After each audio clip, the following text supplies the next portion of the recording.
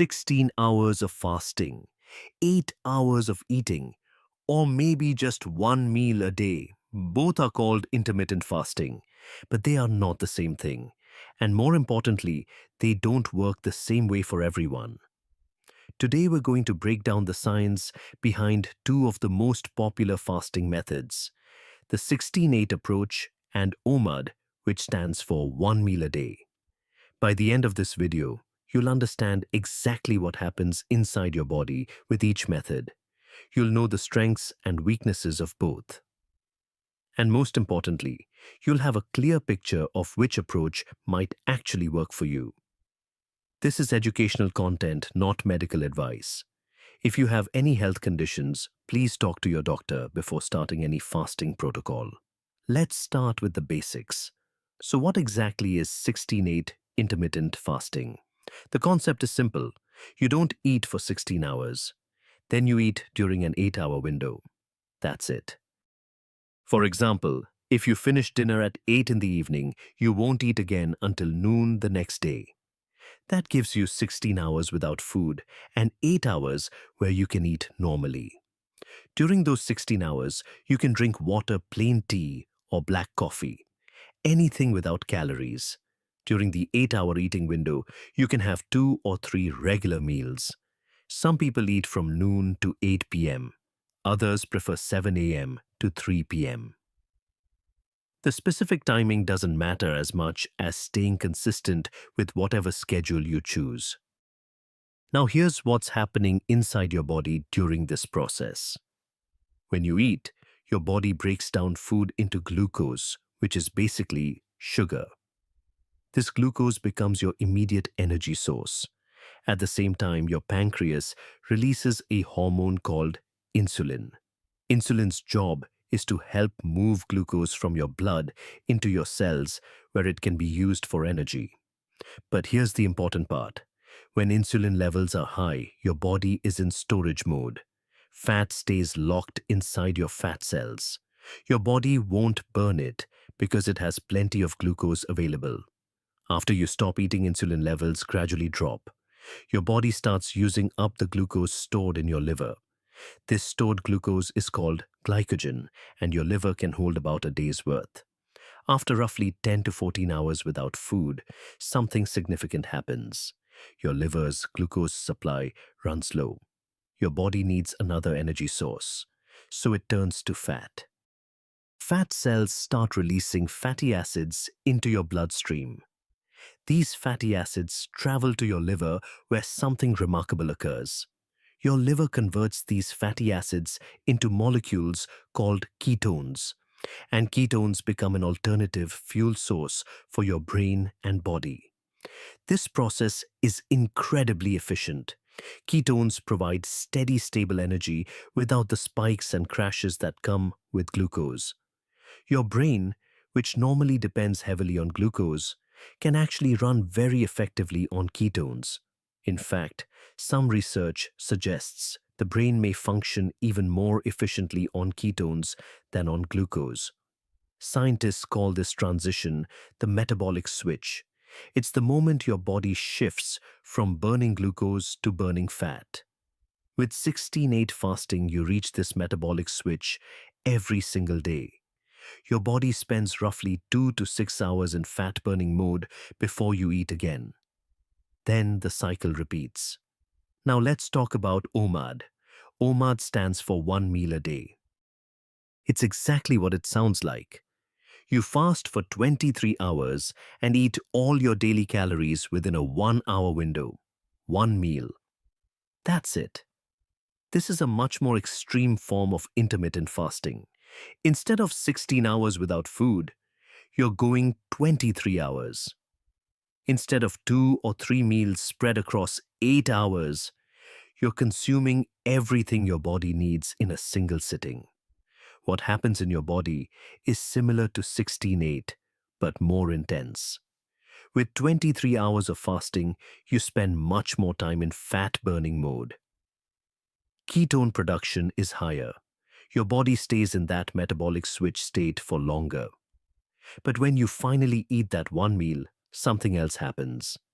You're consuming a massive amount of food in a short time, maybe 1500 to 2500 calories all at once.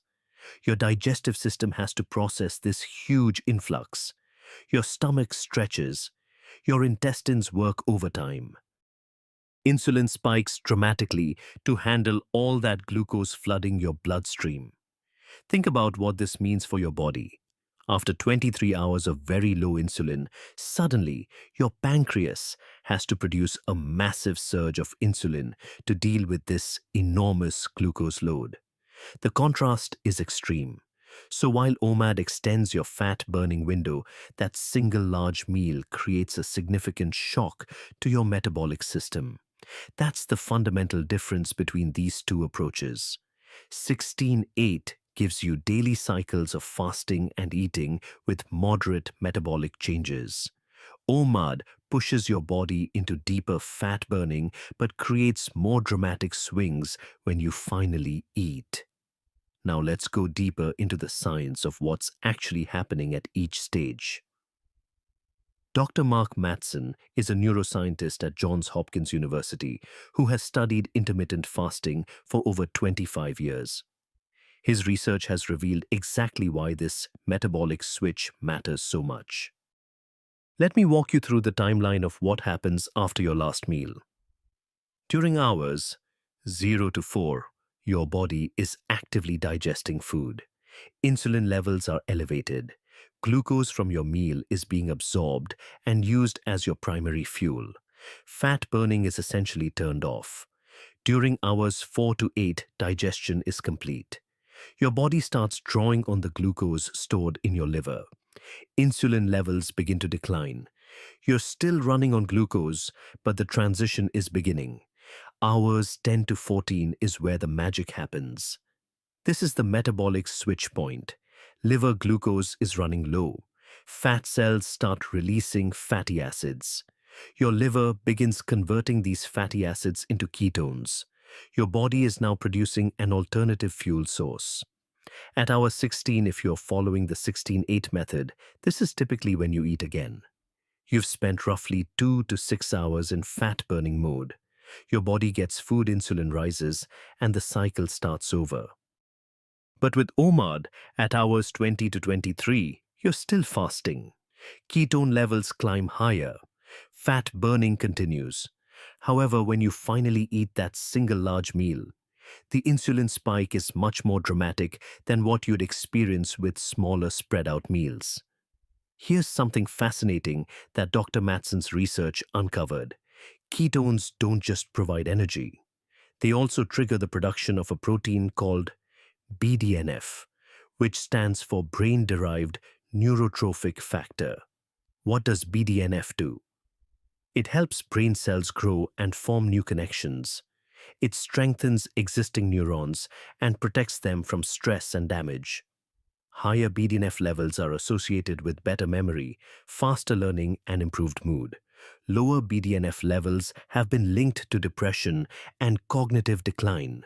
This is why many people report feeling mentally sharper and more focused during fasting. It's not imagination. It's not placebo. It's biology. Your brain is literally receiving signals that help it function better.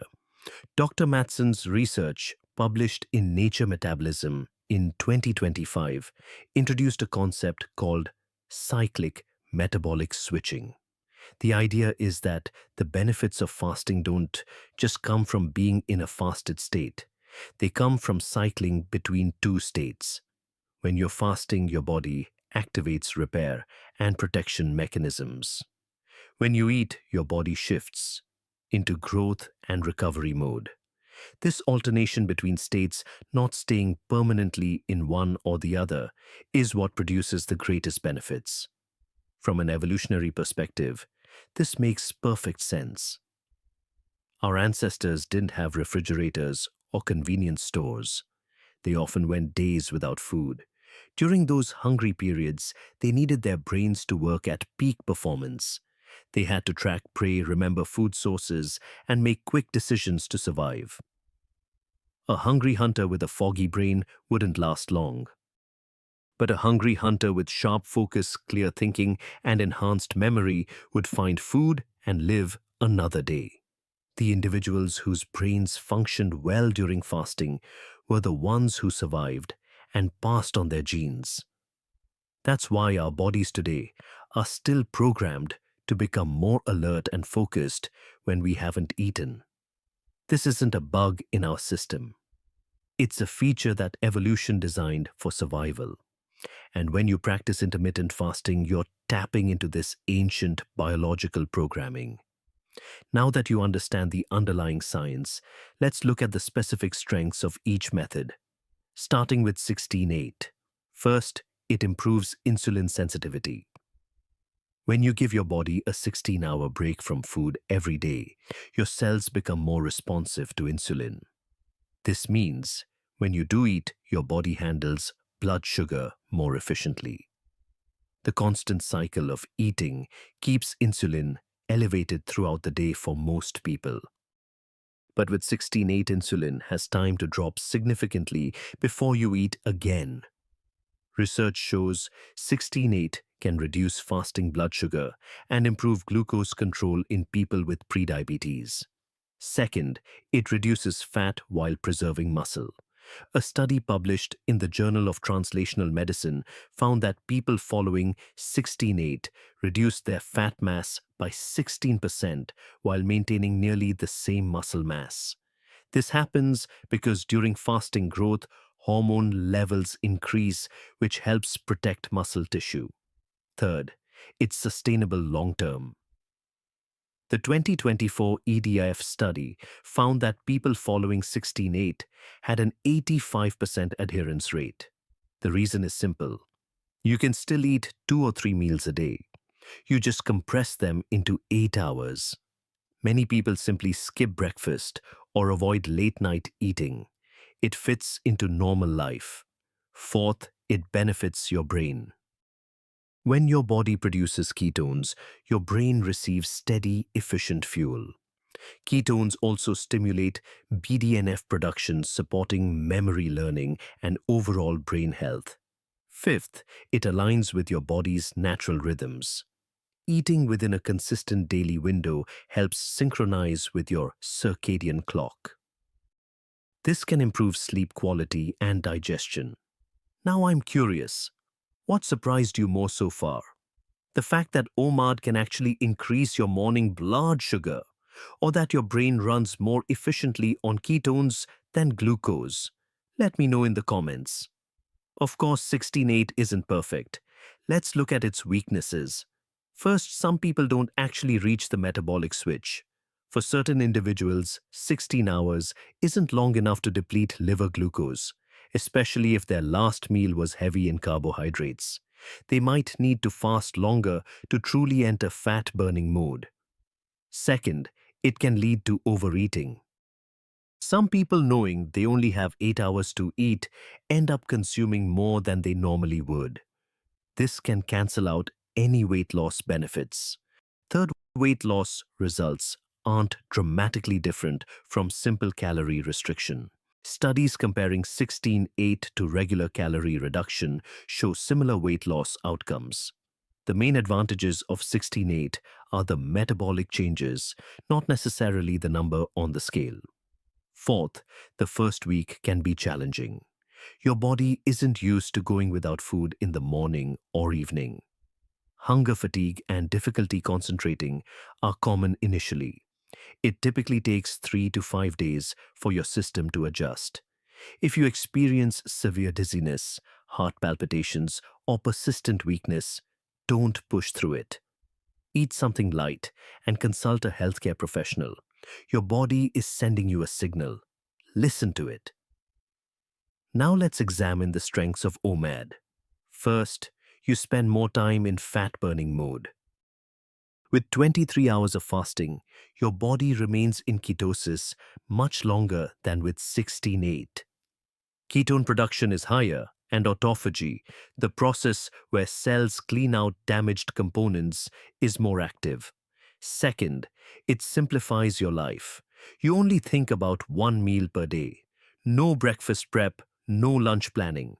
Some people find this liberating. Less time cooking, less mental energy spent on food decisions. Third, it can produce faster short-term weight loss.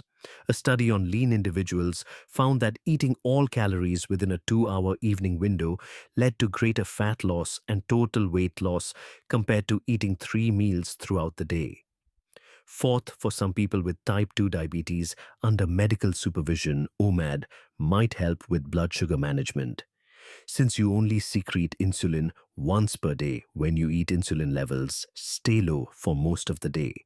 However, this requires careful monitoring by a doctor because the risk of low blood sugar is significant. But OMAD also has serious weaknesses that you need to understand.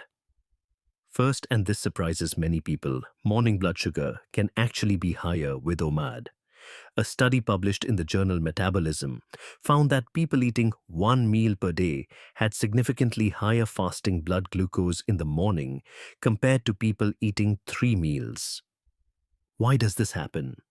When you consume a massive amount of food in one sitting, insulin spikes dramatically. The huge glucose load takes a long time to process. By the next morning, your body is still dealing with glucose from last night's meal. The result is higher morning blood sugar, which is the opposite of what most people expect from fasting. Second, the insulin spike is intense. One meal containing 1500 to 2500 calories creates a sharp insulin peak. Over time, these dramatic spikes might actually reduce insulin sensitivity, working against the goals of fasting. Third, it's difficult to get adequate nutrition. Consuming enough protein, vitamins, minerals, and fiber in a single meal is a real challenge. Many people following OMAD don't get the nutrients they need, leading to deficiencies over time. Fourth, dropout rates are high. Research shows extreme fasting methods like OMAD have dropout rates up to 65%. Maintaining a lifestyle of eating just 1 meal per day is very difficult to sustain long term. Fifth, there's a risk of unhealthy food choices. When you have only 1 meal, some people tend to eat whatever they're craving, most often foods high in sugar and unhealthy fats. This can completely eliminate any benefits from fasting. Sixth, digestive issues are common. Your digestive system has to process a very large amount of food at once. This frequently causes bloating, indigestion, and discomfort. So who should actually use each method? 16:8 is well suited for people who are new to intermittent fasting. It's a good fit for those who want a sustainable long-term approach. It works for people with normal social schedules who still want to share meals with family and friends. It's appropriate for those looking to improve insulin sensitivity and metabolic health. It suits people who exercise regularly and need consistent energy. And it's ideal for anyone who wants fasting benefits without extreme restriction. OMAD might be appropriate for people who have already adapted to 16:8 and want a greater challenge. It can work for those with extremely busy schedules who prefer simplifying meals to just one per day. It may suit people who are significantly overweight and need rapid short-term results under medical supervision. It requires someone without digestive issues or blood sugar problems, and it demands the ability to eat a well-balanced, nutritious meal in one sitting. However, certain people should not attempt OMAD. This includes anyone with a history of eating disorders. It includes pregnant or breastfeeding women. It includes people with type 1 diabetes or those taking insulin without close medical supervision. It includes children and teenagers. It includes anyone who is underweight. And it includes people with cardiovascular issues or low blood pressure. So what's the bottom line? There is no single best fasting method for everyone. Both 16:8 and OMAD have scientific support. They simply work differently and suit different people. 16-8 allows you to benefit from the metabolic switch every day with moderate stress on your body and high long-term sustainability. OMAD pushes your body into deeper fat burning, but comes with significant challenges around blood sugar control, nutrition, and adherence. The most important factor isn't choosing the theoretically best method. It's choosing the method you can actually follow consistently, healthily, and in a way that fits your lifestyle. Listen to your body. If a method makes you constantly tired, irritable, or obsessed with food, it might not be right for you regardless of what the science says about its benefits. The best fasting protocol is one that improves your health without making you miserable. Remember, fasting is a tool, not a religion. It should serve you, not the other way around. Some people believe OMAD is the most effective approach. Others swear by 16-8. The research shows both have merit. But what matters is what works for you.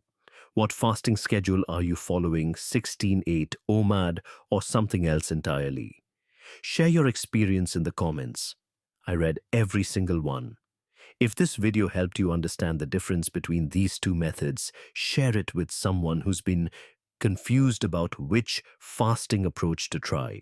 And subscribe to this channel so you don't miss the next video exploring the science behind health and nutrition. Understanding how your body actually works can change everything. You're doing OMAD, one meal a day. For 23 hours you don't eat. And then finally it's time. The question is, what should that meal look like? This isn't just about filling your stomach. This is about giving your body everything it needs in a very short window of time. Get it right, and OMAD becomes a powerful tool for your health. Get it wrong, and you might be setting yourself up for fatigue, cravings, and nutrient gaps that catch up with you weeks or months down the road. Today, we're going deep into the science of what to eat on OMAD. Not vague advice, not generic tips. We're talking about the specific foods your body needs and why it needs them. By the end of this video, you'll know exactly how to build a meal that fuels you properly for the next 24 hours. Before we dive in, please remember that this is educational content, not medical advice. If you have any health conditions, talk to your doctor before changing your diet. All right, let's get into it. When you eat only one meal a day, you have roughly 1 to 2 hours to consume all the nutrition your body needs for an entire day. Think about that for a moment. Everything your body requires to function, to repair tissues, to maintain energy, to support your brain, all of it has to come from that single meal. This is why nutrient density matters so much on OMAD. Nutrient density simply means how many vitamins, minerals, protein, and other beneficial compounds are packed into each bite of food. Some foods give you a lot of nutrition for the calories they contain. Others give you almost nothing except energy. If you fill your one meal with processed foods, sugary snacks, or empty calories, you might feel full temporarily. But your body will be missing essential nutrients. Over time, this leads to fatigue, weakened immunity, poor recovery, and constant cravings because your body is literally searching for the nutrition it didn't get. So what are the most nutrient-dense foods you should prioritize? Eggs are near the top of the list. A single egg contains almost every vitamin and mineral your body needs, including B12, vitamin D, choline, and high-quality protein. Eggs are affordable, easy to prepare, and incredibly versatile. Fatty fish like salmon, sardines, and mackerel give you omega-3 fatty acids, vitamin D, and protein all in one package.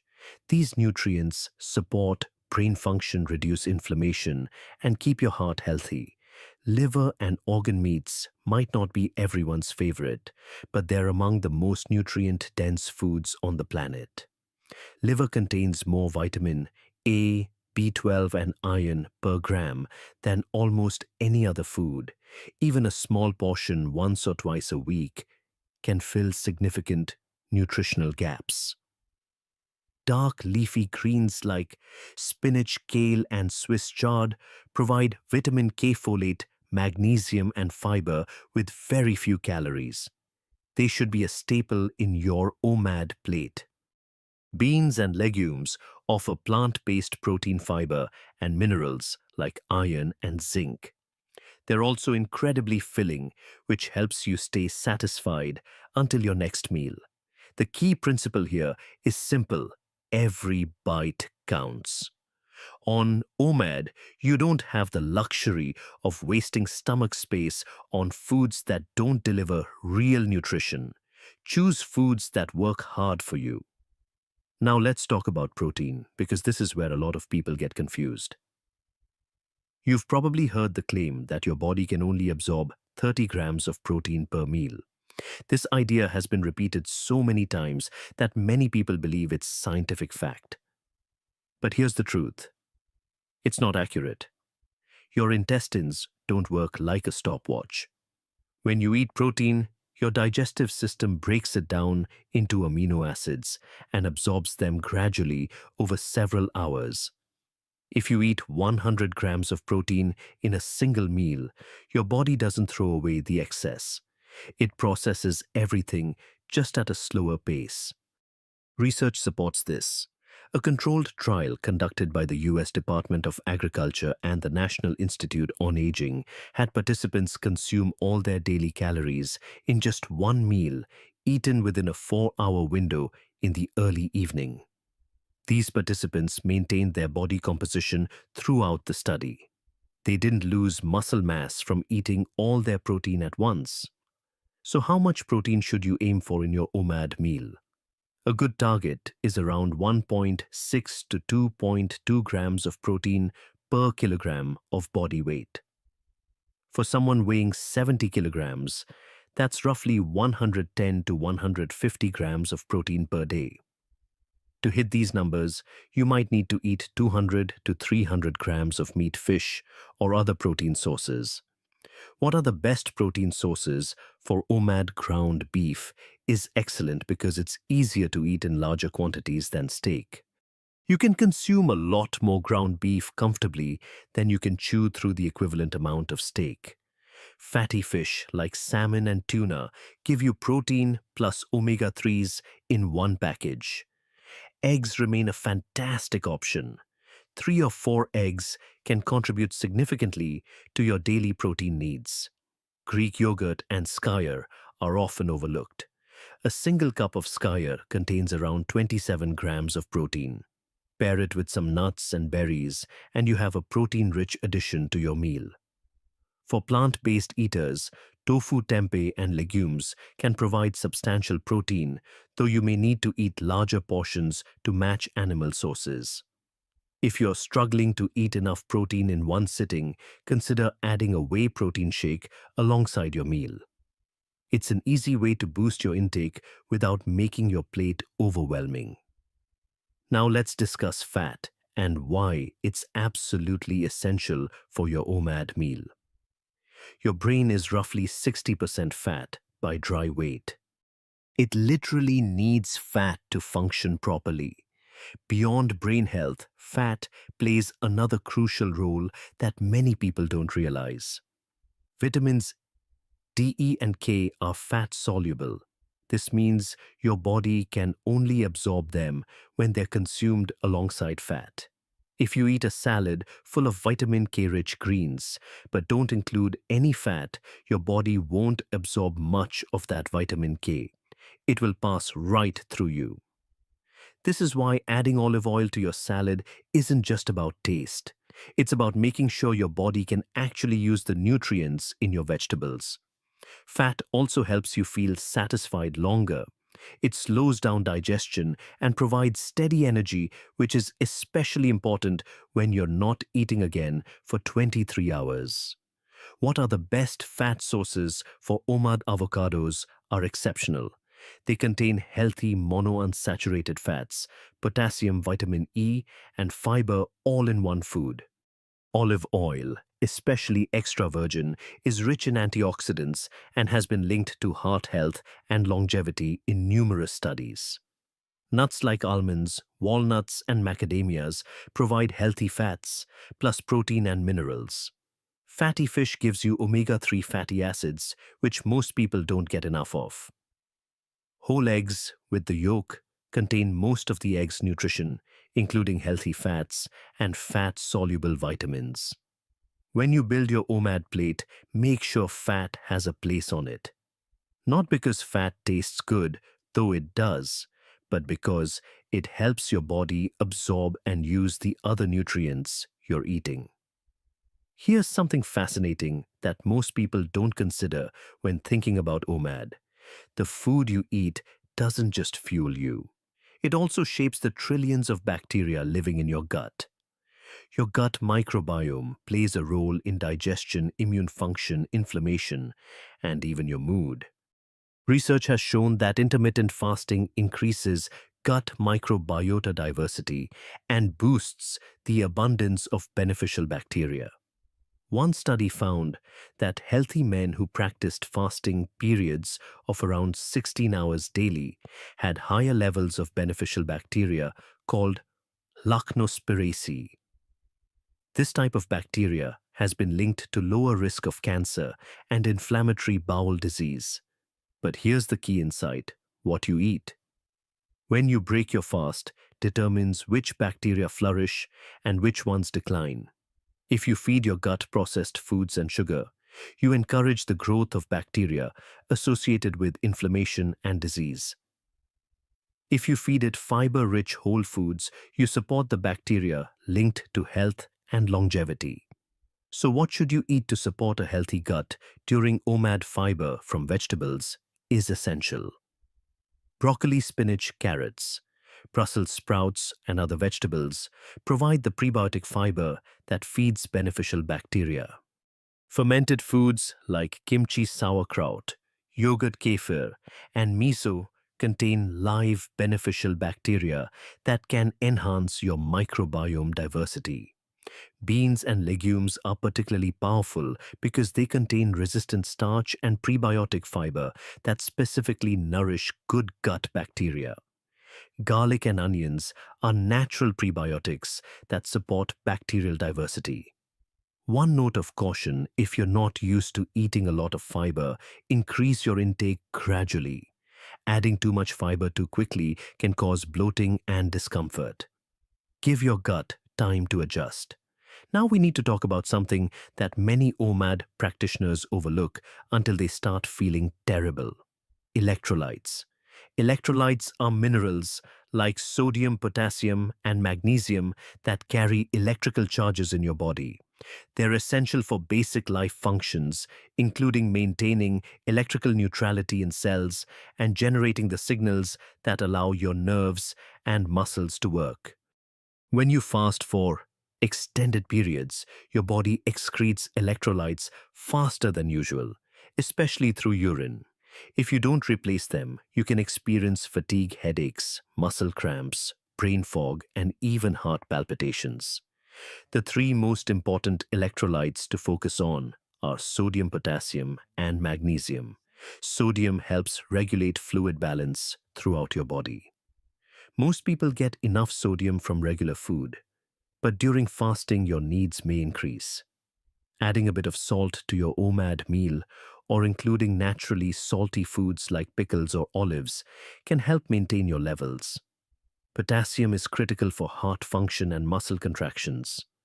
Good sources include avocados, bananas, spinach, potatoes, and salmon. Many people don't get enough potassium even without fasting, so this is especially important to prioritize. Magnesium supports hundreds of enzymatic reactions in your body, helps with sleep quality, and reduces muscle cramps. Pumpkin seeds, almonds, dark chocolate, and leafy greens are excellent sources. If you exercise while fasting, electrolyte replacement becomes even more important because you lose additional minerals through sweat. A practical approach is to include electrolyte-rich foods in your OMAD meal as standard practice. Avocado leafy greens, nuts and a reasonable amount of salt will cover most of your needs. If you're still experiencing symptoms like fatigue or cramping, you might consider a sugar-free electrolyte supplement. Here's something interesting to consider. What can we learn from the people who live the longest, healthiest lives on Earth? Dan Buettner, an explorer and journalist for National Geographic, spent over 20 years studying places where people regularly live past 100 years old. Working with researchers from the University of Minnesota and the National Institute on Aging, he identified 5 regions called Blue Zones Okinawa in Japan, Sardinia in Italy, Nicoya in Costa Rica, Icaria in Greece, and Loma Linda in California. What did these long-lived populations have in common when it came to diet? A meta-analysis of 154 dietary surveys across all 5 blue zones found that 95% of centenarians ate plant-based diets that included plenty of beans. The classic Sardinian diet consists of whole-grain bread beans, garden vegetables, and fruits. Meat is largely reserved for Sundays and special occasions. Notice what's not on this list: processed foods, refined sugars, artificial ingredients, fast food. The people who live longest aren't following complicated diets or counting macros obsessively. They're eating simple, whole, natural foods. Lots of vegetables, beans regularly, whole grains instead of refined ones. Moderate amounts of meat treated more like a side dish than the main event. This is a powerful principle for your OMAD meal. You don't need exotic superfoods or expensive supplements. You need real food: vegetables, legumes, quality protein sources, healthy fats, and whole grains if you include carbohydrates. Foods your great-grandparents would recognize. The longest-lived people on Earth figured this out without any scientific studies. They just ate what grew around them, prepared it simply, and shared meals with family and community. There's wisdom in that simplicity. Now I want to address something important. If you have certain health conditions, you may need to adjust your OMAD approach. Please remember that these are general suggestions, not medical advice. Always work with your doctor or a registered dietitian for personalized guidance. If you have blood sugar concerns or type 2 diabetes, the order in which you eat your food can matter. Consider eating protein and fat first, then vegetables, and saving any carbohydrates for the end of your meal. This can help moderate blood sugar spikes. Choose complex carbohydrates like sweet potatoes, quinoa, and beans rather than refined starches. Avoid sugary foods and drinks entirely. Monitor your blood sugar carefully when starting OMAD, as your medication needs may change. If you deal with joint issues or inflammatory conditions like arthritis, focus on anti-inflammatory foods. Fatty fish rich in omega-3s can help reduce inflammation. Turmeric and ginger have natural anti-inflammatory properties. Colorful vegetables provide antioxidants that combat oxidative stress. Try to minimize fried foods, added sugars, and highly processed items, as these can promote inflammation. If you have irritable bowel syndrome or digestive sensitivities, be thoughtful about how you break your fast. Start with easily digestible foods rather than jumping straight into a huge complex meal. Eat slowly and chew thoroughly. Some people with IBS react poorly to high FODMAP foods like onions, garlic, and certain legumes, so pay attention to your individual triggers. You might even consider splitting your OMAD into 2 smaller portions within your eating window if one large meal causes discomfort. The key point here is that OMAD isn't one size fits all. Your body has unique needs and responses. Listen to it and adjust accordingly. Let's talk about something everyone doing OMAD experiences at some point: cravings. During the fasting period, especially in the first week or two, you might find yourself thinking about food constantly. This is normal. Your body is adjusting to a new pattern, but there are strategies that can help you get through it. First, make sure you're drinking enough water. Sometimes what feels like hunger is actually thirst. Your body can confuse the two signals. Keep a water bottle nearby and sip throughout the day. Second, check your electrolytes. Low sodium or potassium can trigger false hunger signals.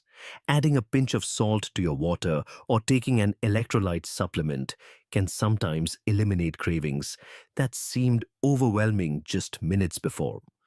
Third, stay busy. Much of what we call hunger is actually just habit and boredom. We're used to eating at certain times, and when those times arrive, our brain expects food. Distraction works remarkably well. Focus on work, go for a walk, read a book, call a friend. Fourth, black coffee and unsweetened tea are your friends. Both contain 0 calories and don't break your fast, but they can significantly reduce feelings of hunger.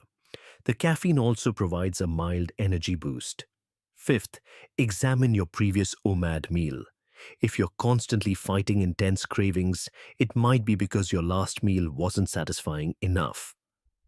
Make sure you're getting adequate protein and fat, both of which promote long-lasting satiety.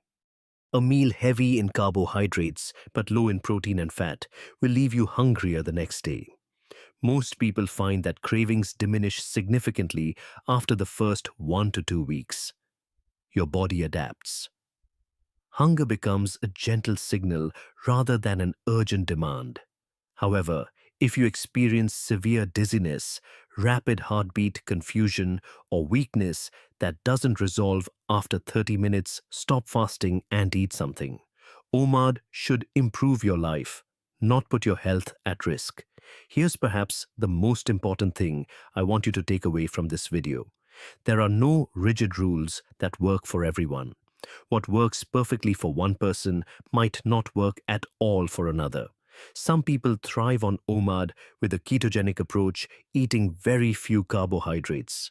Others feel terrible without carbs and do much better including rice, potatoes, or other starches in their meal. Some people prefer eating their one meal at lunch. Others function best with an evening meal. There's no universally correct answer. Research from the Danish twin study established that only about 20% of how long the average person lives is dictated by genes. The other 80% comes from lifestyle and environment. This means you have enormous control over your health outcomes. But it also means you need to find what works for your unique body and circumstances. The way to do this is through experimentation and observation. Try an approach for 2 to 4 weeks. Pay attention to your energy levels, your mood, your sleep quality, your digestion, your mental clarity. If something isn't working, adjust. If something feels great, keep doing it. OMAD is a tool, not a religion. The goal isn't to follow a perfect protocol. The goal is to feel healthy, energetic, and sustainable long term. If a strict 1 hour eating window feels too restrictive, maybe a 2 hour window works better for you. If eating in the evening disrupts your sleep, try moving your meal earlier in the day. Your body will tell you what it needs if you learn to listen. So let's bring this all together. Your OMAD meal should include adequate protein to maintain muscle and keep you satisfied. It should include healthy fats for brain function, hormone production, and absorption of fat-soluble vitamins. It should include fiber from vegetables to support your gut microbiome and digestive health. It should include sufficient electrolytes to prevent fatigue, cramps, and brain fog.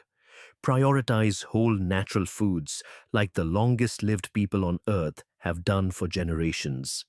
Minimize processed foods, refined sugars, and artificial ingredients. Listen to your body and adjust based on how you feel. Remember that what works for someone else might not work for you, and that's completely fine. The best OMAD approach is the one you can maintain consistently while feeling healthy and energized. If you found this video helpful, I'd love to hear from you. What's your go-to OMAD meal? Are you team lunch or team dinner? Drop your thoughts in the comments below. And if you know someone who's trying OMAD and struggling with what to eat, share this video with them. It might be exactly what they need. For more science-based content on fasting and nutrition, subscribe to the channel and turn on notifications so you don't miss our upcoming videos. Next time, we'll explore the mistakes people make when breaking a fast and how those mistakes can undo all your hard work. You won't want to miss it. Thanks for watching, and I'll see you in the next one. Keto and fasting. Two of the most popular approaches to burn fat, lose weight, and improve your health. You've probably heard about both. Maybe you've tried one thought about the other, or wondered if you should do both. And if you're like most people, you've asked yourself the same question: which one is actually better? Here's the thing. The answer isn't as simple as picking a winner. These two approaches work differently, have different strengths, and suit different people.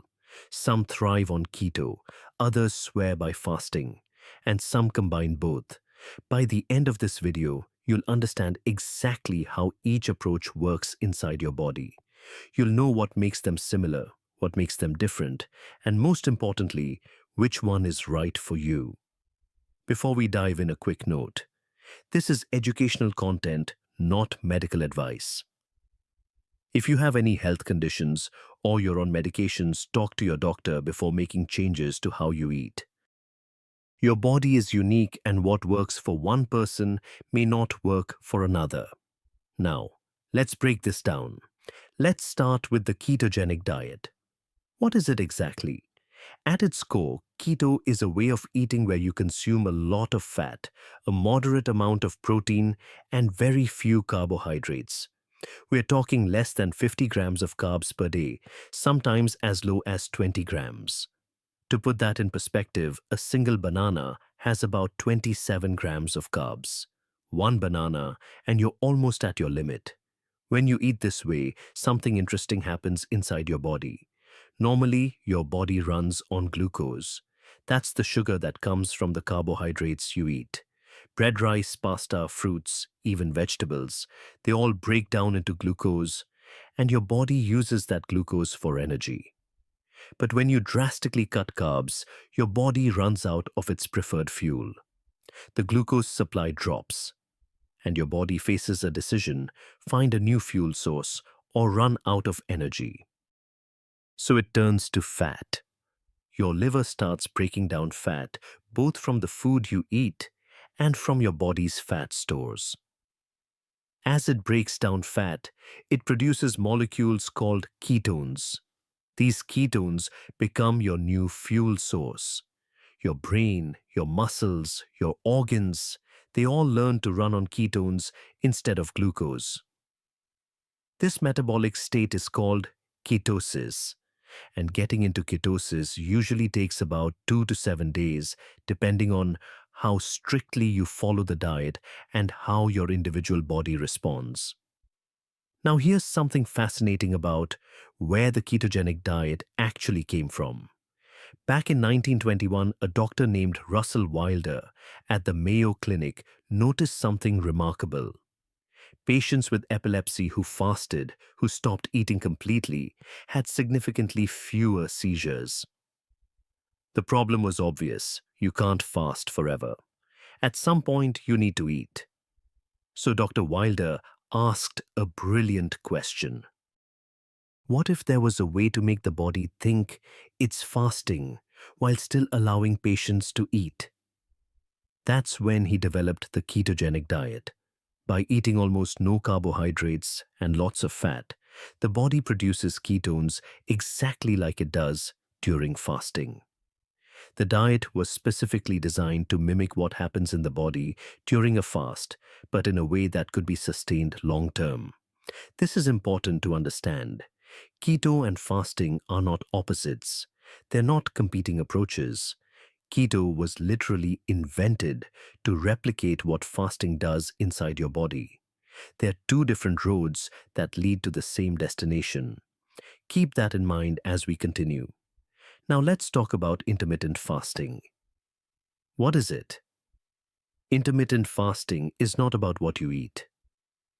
It's about when you eat. You cycle between periods of eating and periods of not eating. There are several popular approaches. The most common is 16-8. You eat within an 8-hour window and fast for 16 hours. For example, you might eat between noon and 8 in the evening, then fast from 8 at night until noon the next day. During those 16 hours, you consume no calories, just water, black coffee, or plain tea. Some people do 24. That's eating within just a 4-hour window and fasting for 20 hours. Others do full 24-hour fasts once or twice a week, and some go even longer, 48 hours, 72 hours, or more. So what happens inside your body when you stop eating? In the first few hours after your last meal, your body uses the glucose circulating in your blood. That's the immediate fuel from your recent food. Then it starts tapping into glycogen. Glycogen is stored glucose kept in your liver and muscles like a backup battery. Your body holds roughly 1,600 to 2,000 calories worth of glycogen. That's your reserve tank. After about 12 to 18 hours without food, that backup battery runs low. The glycogen is nearly depleted. And here's where things get interesting. Your body now has to make a choice. It needs energy, but the easy sources are gone. So it turns to the same solution we talked about with keto. It turns to fat. Your liver starts breaking down fat cells and producing ketones. Those ketones become your fuel. Around the 18 to 24-hour mark, most people enter ketosis. Do you notice something here? Both keto and fasting lead to the same place. Ketosis, fat burning, ketones fueling your body. They just take different roads to get there. With keto, you get there by changing what you eat. You keep eating, but you choose foods that don't raise glucose, so your body shifts to burning fat. With fasting, you get there by changing when you eat, or more specifically, by not eating at all for a period of time. No food means no glucose coming in, so your body shifts to burning fat. Same destination, different paths. So if both keto and fasting lead to ketosis, what else do they have in common? Quite a lot, actually. First, both approaches lower insulin levels. Insulin is a hormone that controls how your body stores and uses energy. When insulin is high, your body is in storage mode. It holds on to fat. When insulin is low, your body can release fat from storage and burn it for energy.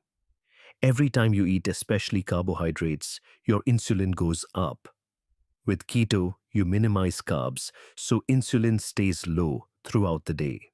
With fasting, you're not eating at all during the fasting period, so insulin drops even further. Second, both approaches shift your body into fat-burning mode. Once you're in ketosis, fat becomes your primary fuel source. Your liver breaks down fat cells and converts them into ketones. Your body runs on those ketones instead of glucose. Third, both can improve mental clarity. This surprises many people, but your brain actually functions very well on ketones. Some researchers believe the brain may even prefer ketones in certain situations. Many people report feeling more focused, more alert, and mentally sharper when they're in ketosis, whether they got there through keto or fasting. Fourth, both approaches can reduce inflammation. High insulin levels and constant glucose spikes are linked to chronic inflammation in the body. By keeping insulin low and stabilizing your energy source, both keto and fasting can help calm that inflammatory response. Why do keto and fasting share so many benefits? Because at the cellular level, they're doing similar things. They're both sending the same signal to your body. There's not a lot of glucose available right now. Switch to burning fat. Your body doesn't really care if the glucose is gone because you ate no carbs or because you ate nothing at all. The metabolic response is remarkably similar. Produce ketones, burn fat, adapt. But here's where keto and fasting start to diverge. And understanding these differences is the key to choosing the right approach for you. The first and most obvious difference is this: keto is about what you eat. Fasting is about when you eat. On keto, you still eat, often quite a bit. You're just choosing specific foods: high fat, moderate protein, very low carbohydrate. On fasting, you're simply not eating for a period of time. What you eat during your eating window can vary. This creates a practical difference in daily life. Keto requires you to track and plan your food choices. You need to know which foods are low carb. You need to be aware of hidden carbohydrates in sauces, dressings, and processed foods. Some people enjoy this structure. Others find it tedious. Fasting is simpler in some ways. You're either eating or you're not. No calculations, no macro tracking, no worrying about whether that food fits your plan. During your eating window, you eat. During your fasting window, you don't. The second major difference is autophagy. Autophagy is a process where your cells clean themselves up from the inside. They identify old, damaged, or dysfunctional components, break them down, and recycle the parts into new, useful material. Think of it as your body's internal maintenance and repair system. Both keto and fasting can trigger autophagy, but fasting does it more powerfully. Why? Because autophagy is activated not just by low glucose and low insulin, but by the complete absence of incoming nutrients. When you're fasting, especially for extended periods, your body gets a strong signal. Nothing new is coming in time to recycle and repair what we already have. Research suggests that autophagy really ramps up after about 24 to 48 hours of fasting. With keto alone, you get some autophagy benefits, but not to the same degree. You're still consuming nutrients, so the signal isn't as strong. The third difference is growth hormone. During extended fasting, your body dramatically increases the production of human growth hormone. Studies have shown increases of up to 2,000% during prolonged fasts. This surge in growth hormone helps protect your muscles while you're not eating. It's your body's way of preserving lean tissue during a period of no food intake. With keto, you don't see this same dramatic spike. You're still consuming protein and calories regularly, so your body doesn't need to ramp up growth hormone to the same extent. The fourth difference is sustainability. Keto is something you can do indefinitely. You're eating every day. You're getting nutrients. You can maintain muscle mass. You can exercise normally.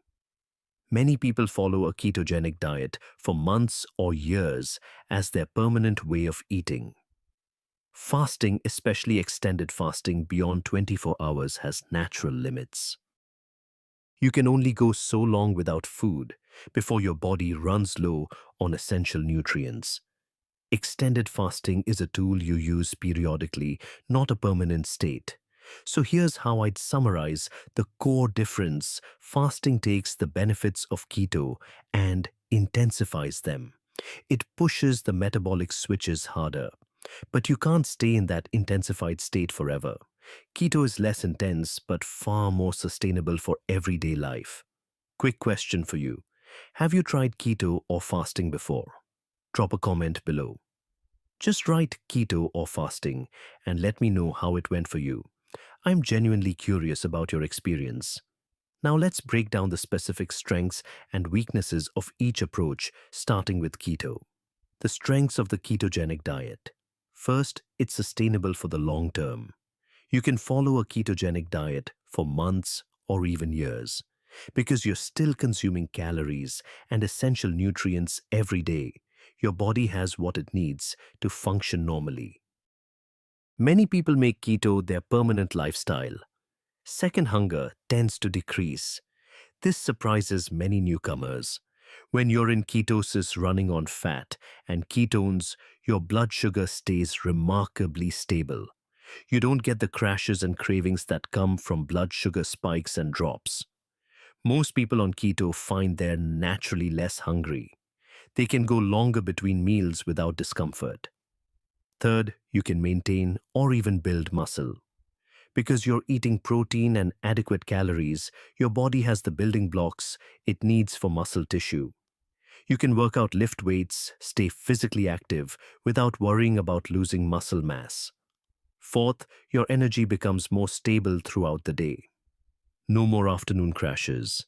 No more desperate need for a snack at 3 in the afternoon. Ketones provide a steady, consistent fuel source that many people find more reliable than glucose. Now the weaknesses of keto. First, it requires planning and attention. You need to learn which foods fit and which don't. You need to read labels, calculate carbohydrates, and be vigilant about hidden sugars. For some people, this level of attention feels restrictive or exhausting. Second, the transition period can be uncomfortable. Many people experience what's commonly called keto flu during the first few days. Headaches, fatigue, irritability, brain fog. This happens because your body is adapting to a completely new fuel source. It usually passes within a week, but those first days can be challenging. Third, social situations become more complicated. Eating out at restaurants, attending parties, traveling. High-carb options are everywhere in modern life. Following keto requires you to make careful choices in situations where it would be easier to just eat what everyone else is eating. Fourth, it simply doesn't work for everyone. Some people struggle with the high fat content. Some experience digestive issues. Some just don't feel good eating this way. Bodies are different, and keto isn't a universal solution. Now let's look at intermittent fasting. The strengths of fasting. First, it's remarkably simple. There's nothing to calculate, no macros to track, no special foods to buy. You're either eating or you're not. This simplicity appeals to many people who don't want to think about food decisions all day long. Second, it triggers more powerful autophagy. As we discussed, fasting activates your body's cellular cleanup and repair systems more intensely than keto alone. If cellular renewal and the potential longevity benefits are priorities for you, fasting has an advantage in this area. Third, growth hormone surges during extended fasts. This helps protect muscle mass and promotes fat burning. It's a benefit that's more pronounced with fasting than with keto. Fourth, it costs nothing. No special foods to buy, no supplements required, no products or programs. You're simply not eating for a period of time. It's completely free. Fifth, many people experience heightened mental clarity during fasting. Once you push past the initial adjustment period, there's often a sense of sharpness and alertness. Some describe it as feeling lighter and more focused. This makes sense from an evolutionary perspective. When food was scarce, your ancestors needed to be sharp and capable to find their next meal. Now the weaknesses of fasting. First, you will experience hunger at least initially. Your body is accustomed to regular meals. When you start skipping them, it protests. The first few fasts can be genuinely uncomfortable. Most people adapt over time, but that adjustment period requires patience and willpower. Second, fasting is not sustainable indefinitely, at least not extended fasting. You can practice intermittent fasting patterns like 16-8 on an ongoing basis. But longer fasts of 24 hours or more are tools you use periodically. Eventually, your body needs nutrients. You can't fast forever. Third, you cannot build muscle while fasting. Without incoming protein and calories, your body can maintain existing muscle, especially with the growth hormone surge. But it cannot add new muscle tissue. If building muscle is a primary goal, you need to be eating. Fourth, extended fasting can affect your energy for demanding activities. If your job or hobbies require significant physical exertion, you may feel depleted during longer fasts. Some people handle this fine, others struggle considerably. So which approach should you choose? This depends entirely on your individual situation, your goals, and how your body responds. If you have a significant amount of weight to lose, incorporating some extended fasting might help you get started. When you have substantial fat stores, your body can comfortably run on that stored energy for longer periods. Fasting can create a powerful initial momentum. If you want something you can maintain for months or years, keto is generally easier to sustain. You still eat every day. You still enjoy meals. You just choose different foods. For many people, this feels more like a lifestyle than a diet. If you're physically active or want to build muscle, keto is the better choice for your daily approach. You need protein and calories to fuel workouts and build muscle tissue. You can't accomplish that while fasting. If you're dealing with significant insulin resistance, perhaps you're pre-diabetic or have struggled with blood sugar issues for years, both approaches can help. Some evidence suggests that longer fasts may help reset severe insulin resistance more quickly, but keto is also effective and much easier to maintain consistently. If your primary interest is autophagy and cellular renewal, if longevity and cellular health are your priorities, fasting provides more of that benefit. Extended fasts of 24 hours or more really activate your body's cleanup and repair systems. If you simply want something straightforward with no tracking or measuring, fasting is more simple in its execution. Eat or don't eat. No calculations required. Here's the honest truth. There is no single approach that's universally better. There's only what's better for you right now, given your specific body, your specific goals, and your specific lifestyle. And here's something else worth considering. You don't have to choose just one. Many people find that combining keto with intermittent fasting gives them the best of both worlds. Here's why this combination works so well. Keto makes fasting easier, and fasting deepens the benefits of keto. When you're already eating keto, your body is already adapted to running on fat and ketones. You've already made the metabolic switch. So when you skip a meal or extend your fasting window, you don't experience the same intense hunger and discomfort that someone eating a high-carb diet would feel. Your body already knows how to access fat for fuel. The transition is smooth. The practical combination is simple. Eat ketogenic foods within an intermittent fasting window. For example, you might eat keto meals between noon and 8 in the evening, following a 16-8 pattern. Then you fast for the remaining 16 hours. During your eating window, you're nourishing your body. You're getting essential nutrients. You're providing protein for muscle maintenance. During your fasting window, you're deepening ketosis. You're enhancing autophagy. You're giving your digestive system a complete rest. Some people take this further. They eat keto most of the time and incorporate occasional extended fasts of 24 to 72 hours for the enhanced autophagy benefits. Then they return to regular keto eating. The key is finding what works for your body and fits into your life. Start simple. Pay attention to how you feel. Adjust based on your results. Before you begin either approach, a few important safety notes. Some people should not attempt keto or extended fasting without direct medical supervision. This includes pregnant or breastfeeding women, children and teenagers, anyone with a history of eating disorders, people with diabetes who use insulin, those with kidney disease, and anyone who is underweight. If you're taking any medications, check with your doctor first. Some medications need to be taken with food. Some require dose adjustments when you significantly change your eating patterns. And above all, listen to your body. Some mild discomfort during the adaptation period is normal and expected. Feeling seriously unwell is not.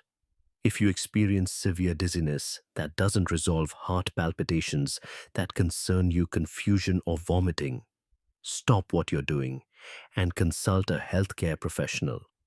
Your body's signals matter more than any protocol. So keto or fasting. Which is better? The truth is, neither is universally superior. They're different tools that work in related but distinct ways. Keto is sustainable. It allows you to eat every day. It keeps you in a state of ketosis while still providing regular nutrition. Fasting is more intense. It triggers deeper cellular benefits, but it can't be maintained indefinitely. The best approach is the one that fits your body, your goals, and your life. For many people, combining elements of both might be the optimal path. Now I want to hear from you. Have you tried keto or fasting, which worked better for you? Or have you combined both? Drop a comment below. I read every single one, and I'm genuinely interested in your experience. And if this video helped you understand these two approaches more clearly, consider sharing it with someone who's trying to decide between keto and fasting. It might be exactly what they need to hear. Thanks for watching. Take care of your body. It's the only one you've got. What happens to your thyroid when you stop eating for 16, 18, or even 24 hours? If you've ever wondered whether intermittent fasting could hurt your thyroid or slow down your metabolism, you're not alone. Millions of people are asking the same question.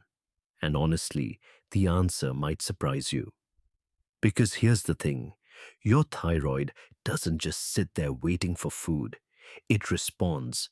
It adapts. And what happens inside your body during a fast is far more interesting than most people realize. In this video, we're going to walk through exactly what happens to your thyroid hormones when you practice intermittent fasting. Hour by hour, step by step. We'll look at the science, explain why certain changes occur, and most importantly, help you understand whether fasting could actually support your thyroid rather than harm it. Now, before we dive in, this is educational content, not medical advice. If you have a thyroid condition or you're on medication, talk to your doctor before making any changes. That said, let's get into the science. To understand what fasting does to your thyroid, you first need to understand how this small gland actually works. Your thyroid is a butterfly-shaped gland sitting at the front of your neck, just below your Adam's apple. It weighs only about 20 to 30 grams, roughly the weight of a few coins. But don't let its small size fool you. This tiny gland controls something massive, your metabolism. Every single cell in your body depends on thyroid hormones to function properly. Your energy levels, your body temperature, your heart rate, your weight, your digestion, your muscle strength, even your mood and mental clarity. All of it is influenced by this tiny gland. When your thyroid works well, you barely notice it. You have steady energy throughout the day. Your weight stays relatively stable. You think clearly. You feel like yourself. But when thyroid function is off, even slightly, you feel it everywhere. Here's how the system works. Your brain, specifically a part called the pituitary gland, releases a hormone called TSH. That stands for thyroid-stimulating hormone. TSH is basically a signal. It tells your thyroid gland to produce hormones. When your thyroid receives that signal, it produces a hormone called T4, also known as thyroxine. Now here's the important part. T4 is not very active on its own. Think of it as a storage form of thyroid hormone. It circulates through your bloodstream, but it can't do much until your body converts it into another hormone called T3, which is the active form. T3 is about 4 to 5 times more powerful than T4, and it's what actually speeds up or slows down your metabolism. T3 is the hormone that enters your cells and tells them how fast to work. Here's what most people don't realize, and this is absolutely crucial for understanding how fasting affects your thyroid. About 80% of T3 is produced outside the thyroid gland. Your thyroid mainly produces T4. The conversion from T4 to T3 happens throughout your body, but most of it occurs in your liver and your gut. Special enzymes called iodinases are responsible for this conversion. This is crucial to understand because when we talk about fasting and thyroid health, we're not just talking about the thyroid gland itself. We're talking about the entire conversion process that happens throughout your body. When everything is balanced, you feel energized. Your weight stays stable, your thinking is clear, and your body temperature is normal. But when T3 is too low, you feel tired. You gain weight easily. You feel cold all the time, and your thinking becomes foggy. When T3 is too high, you might feel anxious, your heart races, you lose weight rapidly, and you have trouble sleeping. So the question is, what does fasting do to this delicate balance? Before we go further, we need to make one thing absolutely clear. Intermittent fasting is not the same as eating very few calories for a long time. This distinction is critical for understanding how your thyroid responds. When you drastically cut calories day after day, week after week, your body thinks it's starving. It responds by slowing everything down to conserve energy. Your thyroid hormone production decreases. T3 levels can drop by as much as 50%. Your metabolism slows to a crawl. This is why crash diets often backfire. You lose weight at first, but then your body fights back by making you burn fewer calories. Intermittent fasting works differently. You're not reducing your total calories. You're simply changing when you eat. During your eating window, you consume the same amount of food you normally would. You're just compressing it into a shorter time frame. This tells your body something completely different. Instead of thinking it's starving your body, recognizes this as a temporary period without food. And it responds with adaptation, not shutdown. This is why the research shows such different outcomes. Chronic calorie restriction can suppress thyroid function significantly, but intermittent fasting, when done correctly, typically doesn't cause the same kind of suppression. Now let's walk through what actually happens inside your body when you fast, hour by hour. During the first 12 hours after your last meal, your body is still processing the food you ate. Blood sugar levels gradually decrease, and something important starts to happen. Your insulin levels begin to drop. Insulin is the hormone that helps your cells absorb glucose from your blood. When you eat, insulin goes up. When you don't eat, insulin goes down. Simple enough. But here's what most people don't know. Insulin levels directly affect how well your body converts T4 into T3. This connection between insulin and thyroid function is one of the most overlooked aspects of metabolic health. Research has shown something remarkable. In healthy individuals, the conversion rate from T4 to T3 is about 77%. But in people with insulin resistance or diabetes, that conversion rate drops to only 45%. That's a massive difference. Nearly half the conversion efficiency is lost. And here's the kicker. Even when blood sugar levels improved in those studies, the conversion rate only went up slightly to about 46%. The damage from chronic insulin resistance doesn't reverse quickly. What does this mean for you? It means that chronically elevated insulin may be interfering with your thyroid hormone conversion, and fasting by lowering insulin levels may actually help that conversion process work better. During these first 12 hours, you probably won't feel much difference. Your body is still running on energy from your last meal. But the hormonal shifts are already beginning. Between hours 12 and 18, things start to get more interesting. Your insulin levels are now significantly lower than they were after your last meal. This creates better conditions for the enzymes that convert T4 to T3. These enzymes are called iodinases. There are three types, and understanding them helps explain a lot about thyroid health. D1 and D2 help convert T4 into active T3. They are the workers that create the hormone your cells actually use. T3 does the opposite. It breaks down T3 and converts T4 into something called reverse T3, which is inactive.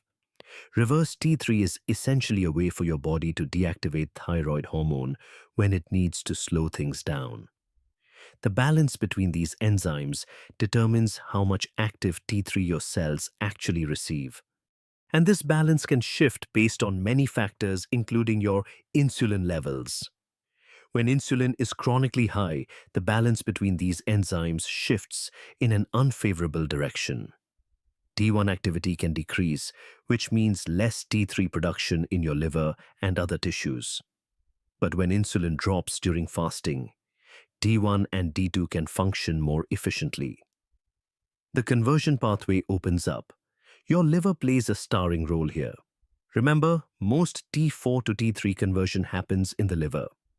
When your body isn't constantly dealing with incoming food and the insulin spikes that come with it, your liver can focus more energy on hormone conversion.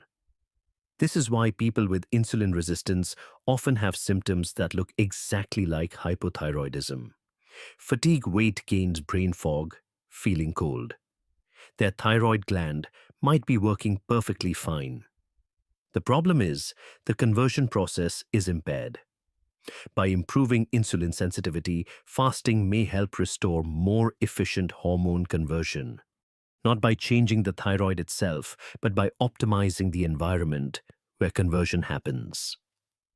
Now we reach hours 18 to 24. This is where something interesting occurs, and it's important to understand what's really happening. During this period, T3 levels in your blood may decrease slightly. Studies show about a 6% drop. At the same time, reverse T3, the inactive form, may increase by about 16%. If you just look at those numbers, it might seem concerning. But here's what you need to understand. This is not damage. This is adaptation. Your body is incredibly smart. When food isn't coming in, it makes adjustments to conserve energy for the most critical functions. Your brain, your heart, your vital organs. The slight decrease in T3 is your body's way of saying, let's slow down the non-essential processes and save energy for what matters most. This is exactly what kept our ancestors alive. They didn't have refrigerators or grocery stores. They regularly went periods without food. If their bodies had shut down every time they missed a few meals, humans would have gone extinct long ago. Instead, we evolved this remarkable ability to adapt and conserve. Here's the key point that many people miss. While T3 in the blood decreases slightly, TSH typically stays stable. This is sometimes called the pituitary paradox, and understanding it helps. Explain why fasting doesn't cause true thyroid dysfunction.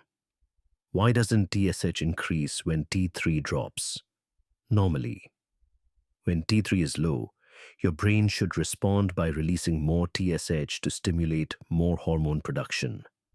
But during fasting, this doesn't happen. the reason is fascinating. Your pituitary gland, the part of your brain that produces TSH, has its own local supply of the D2 enzyme. It can convert T4 to T3 right there in the brain, independent of what's happening in the rest of your body. So even when blood T3 levels dip slightly, your pituitary still senses adequate thyroid hormone locally. It doesn't panic. It doesn't send out alarm signals demanding more hormone production. This tells us something very important. Your thyroid function isn't being impaired during fasting. The gland itself is fine. The signaling system is fine. Your body is simply making a temporary, intelligent adjustment to conserve energy. It's the difference between your house turning down the thermostat to save energy versus your heating system breaking down completely. One is adaptation, the other is dysfunction. If you're new to fasting, you might feel a bit tired during this phase. That's normal. Your body is adapting to a new pattern. But if you've been practicing intermittent fasting for a while, many people report actually feeling more energized, not less. And if you experience severe fatigue that doesn't improve after the first few days, that's a signal to pay attention to. Your body might be telling you something. But for most healthy people, this temporary adjustment is completely normal and reversible. Let's talk about what happens between hours 24 and 48 for those who practice longer fasts. Something remarkable occurs during this window. Your growth hormone levels surge dramatically. Studies show increases of 200 to over 1000% compared to normal fed states. One well-known study found that a 5-day fast tripled the total 24-hour growth hormone concentration.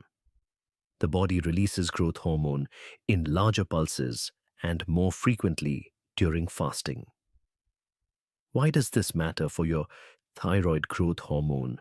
Does several important things that relate directly to thyroid function and metabolism. First, it tells your body to burn fat instead of muscle. This is crucial during fasting. You want to preserve your lean tissue while using stored fat for energy. Growth hormone sends a clear signal to protect muscle protein and mobilize fat stores instead. Second, and this is directly relevant to thyroid health, growth hormone stimulates the D2 enzyme in various tissues throughout your body. Remember, D2 is the enzyme that converts T4 to T3 locally, right where it's needed in your muscles, your brain, and other tissues. So while blood levels of T3 might be slightly lower during extended fasting, the local conversion in your tissues may actually be enhanced by this growth hormone surge. This explains something that puzzles many people. Why do they feel more energetic and mentally sharp during extended fasts, not less? Part of the answer is this growth hormone surge and its effects on local hormone conversion and fat burning. Your ancestors needed this response. When food was scarce, they couldn't afford to become weak and foggy. They needed to be alert and strong enough to find their next meal. This growth hormone surge is your body's ancient survival code activating. Now, here's something that addresses one of the biggest concerns people have about fasting and thyroid health. What happens when you eat again? The answer is reassuring. The changes we've described are temporary and reversible. When you break your fast and eat a meal, your T3 levels typically return to their baseline within hours. Studies confirm that T3 rapidly returned to normal levels once fasting ended. Your body doesn't stay in conservation mode. It recognizes that food is available again and shifts back to normal operation. This reversibility is fundamentally different from what happens with chronic calorie restriction. When you severely restrict calories for weeks or months, thyroid suppression can persist for a long time, even after you start eating normally again.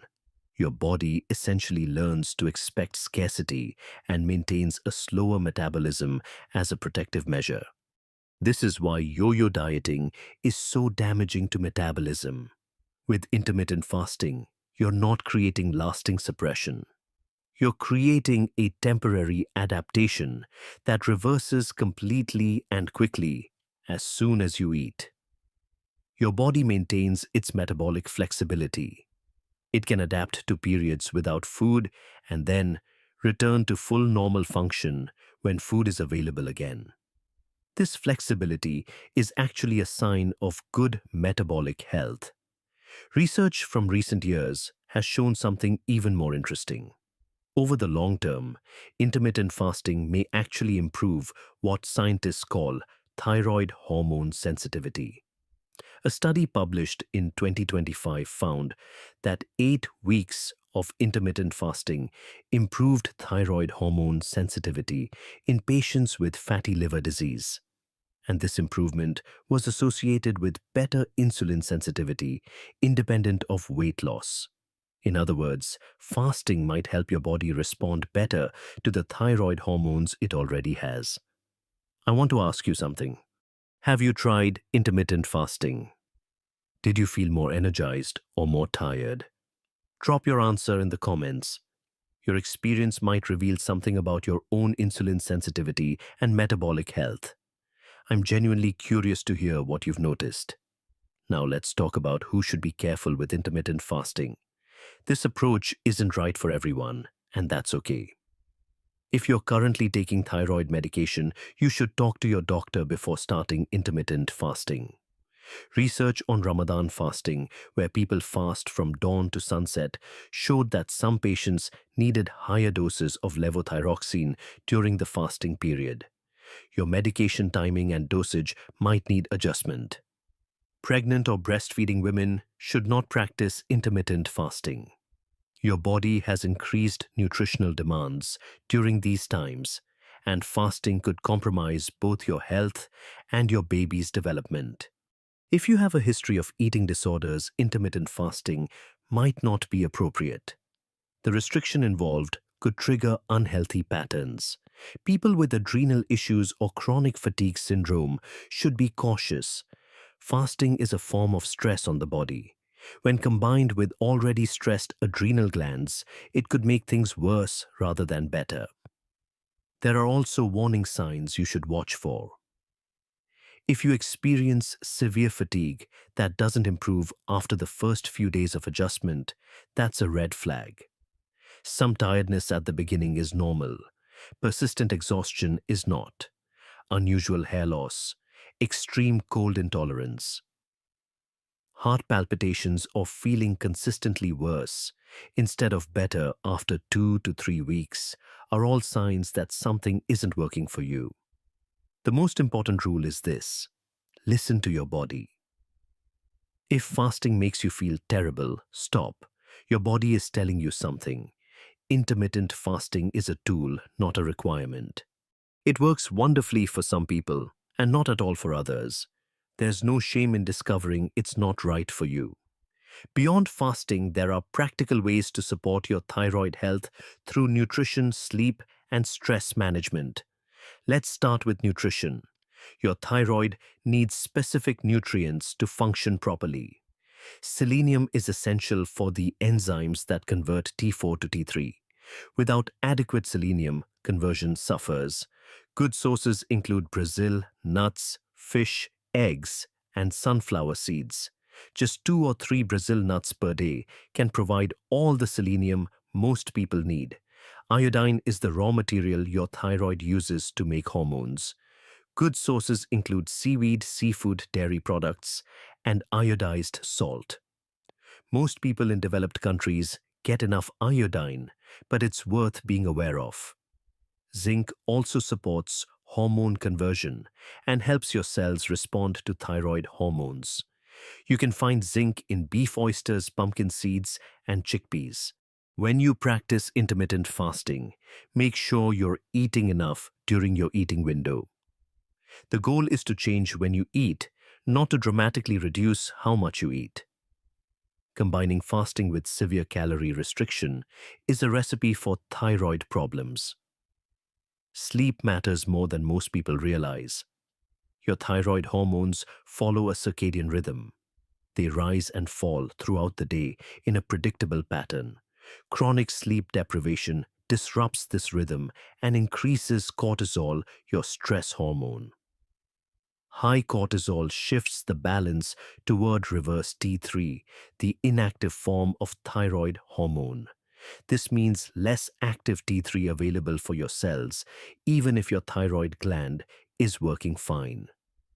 Aim for 7 to 9 hours of sleep per night. Try to go to bed and wake up at consistent times, even on weekends. Your thyroid will thank you. Stress management is equally important. Chronic stress keeps cortisol elevated, which impairs T4 to T3 conversion. Your body diverts resources away from metabolism and toward dealing with the perceived threat. Practices like meditation, deep breathing, walking in nature, or yoga can help lower cortisol levels.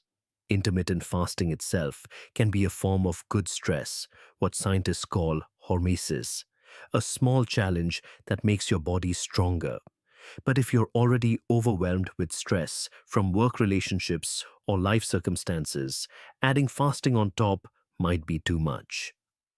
Finally, remember that your liver and gut are where most T4 to T3 conversion happens.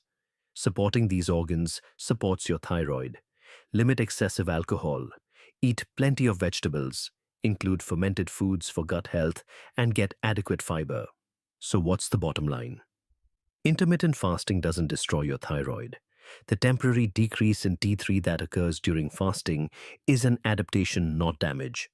It's your body's ancient survival mechanism at work, conserving energy for essential functions while you're without food. More importantly, by improving insulin sensitivity, fasting may actually support the conversion process that turns inactive T4 into active T3. For many people, especially those with insulin resistance, this could mean better thyroid function over time, not worse. But everyone is different. What works beautifully for one person might not work for another. Your genetics, your current health status, your stress levels, your sleep quality, and many other factors all play a role. Your body is smarter than you might think. It has been shaped by millions of years of evolution to handle periods without food.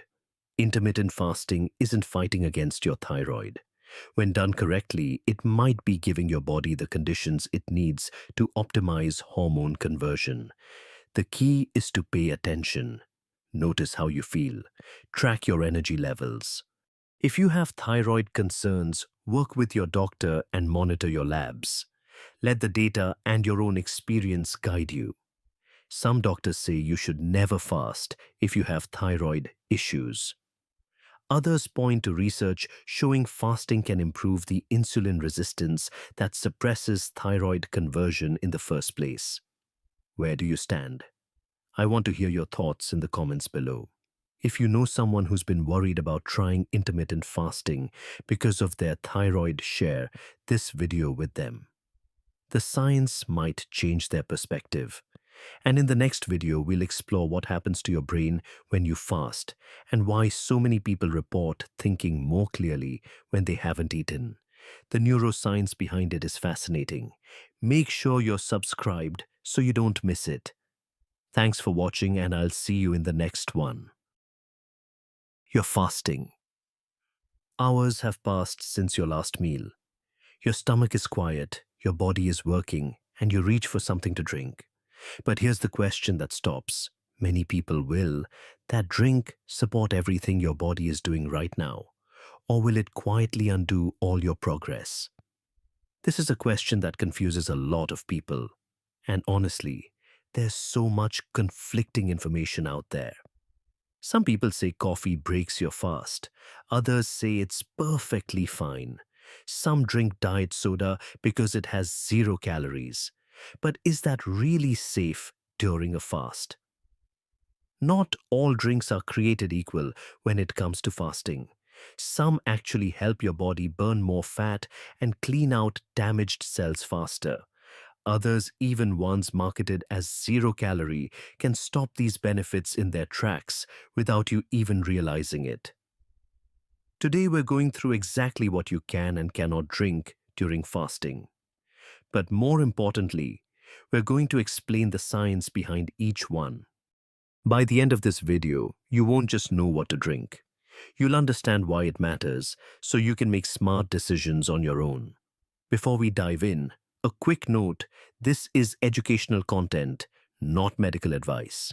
If you have health conditions, talk to your doctor before starting any fasting protocol. All right, let's start with the foundation. Before we go through each type of drink one by one, you need to understand one basic principle. This principle is the key to everything. Once you understand it, you can evaluate any drink on your own.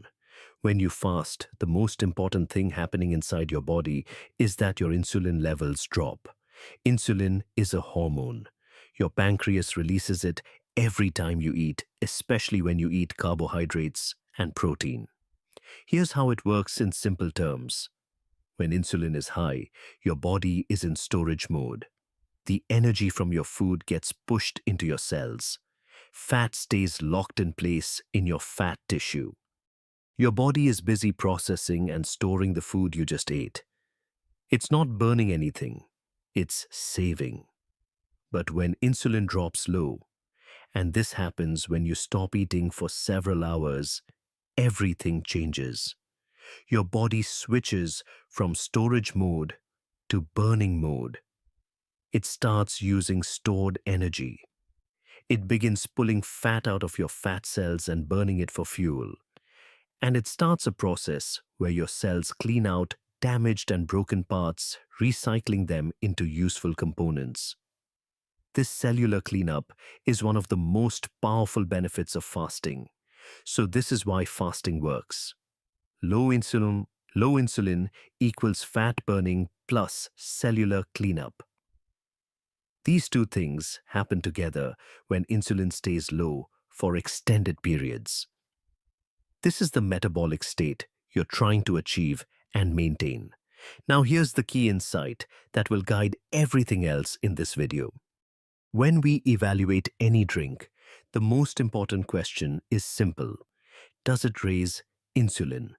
If the answer is yes, that drink will interrupt your fasting benefits. The fat burning slows down or stops. The cellular cleanup pauses. If the answer is no, you're safe. You can drink it without worrying about losing your progress. Keep this principle in mind as we go through each drink. It will make everything clear.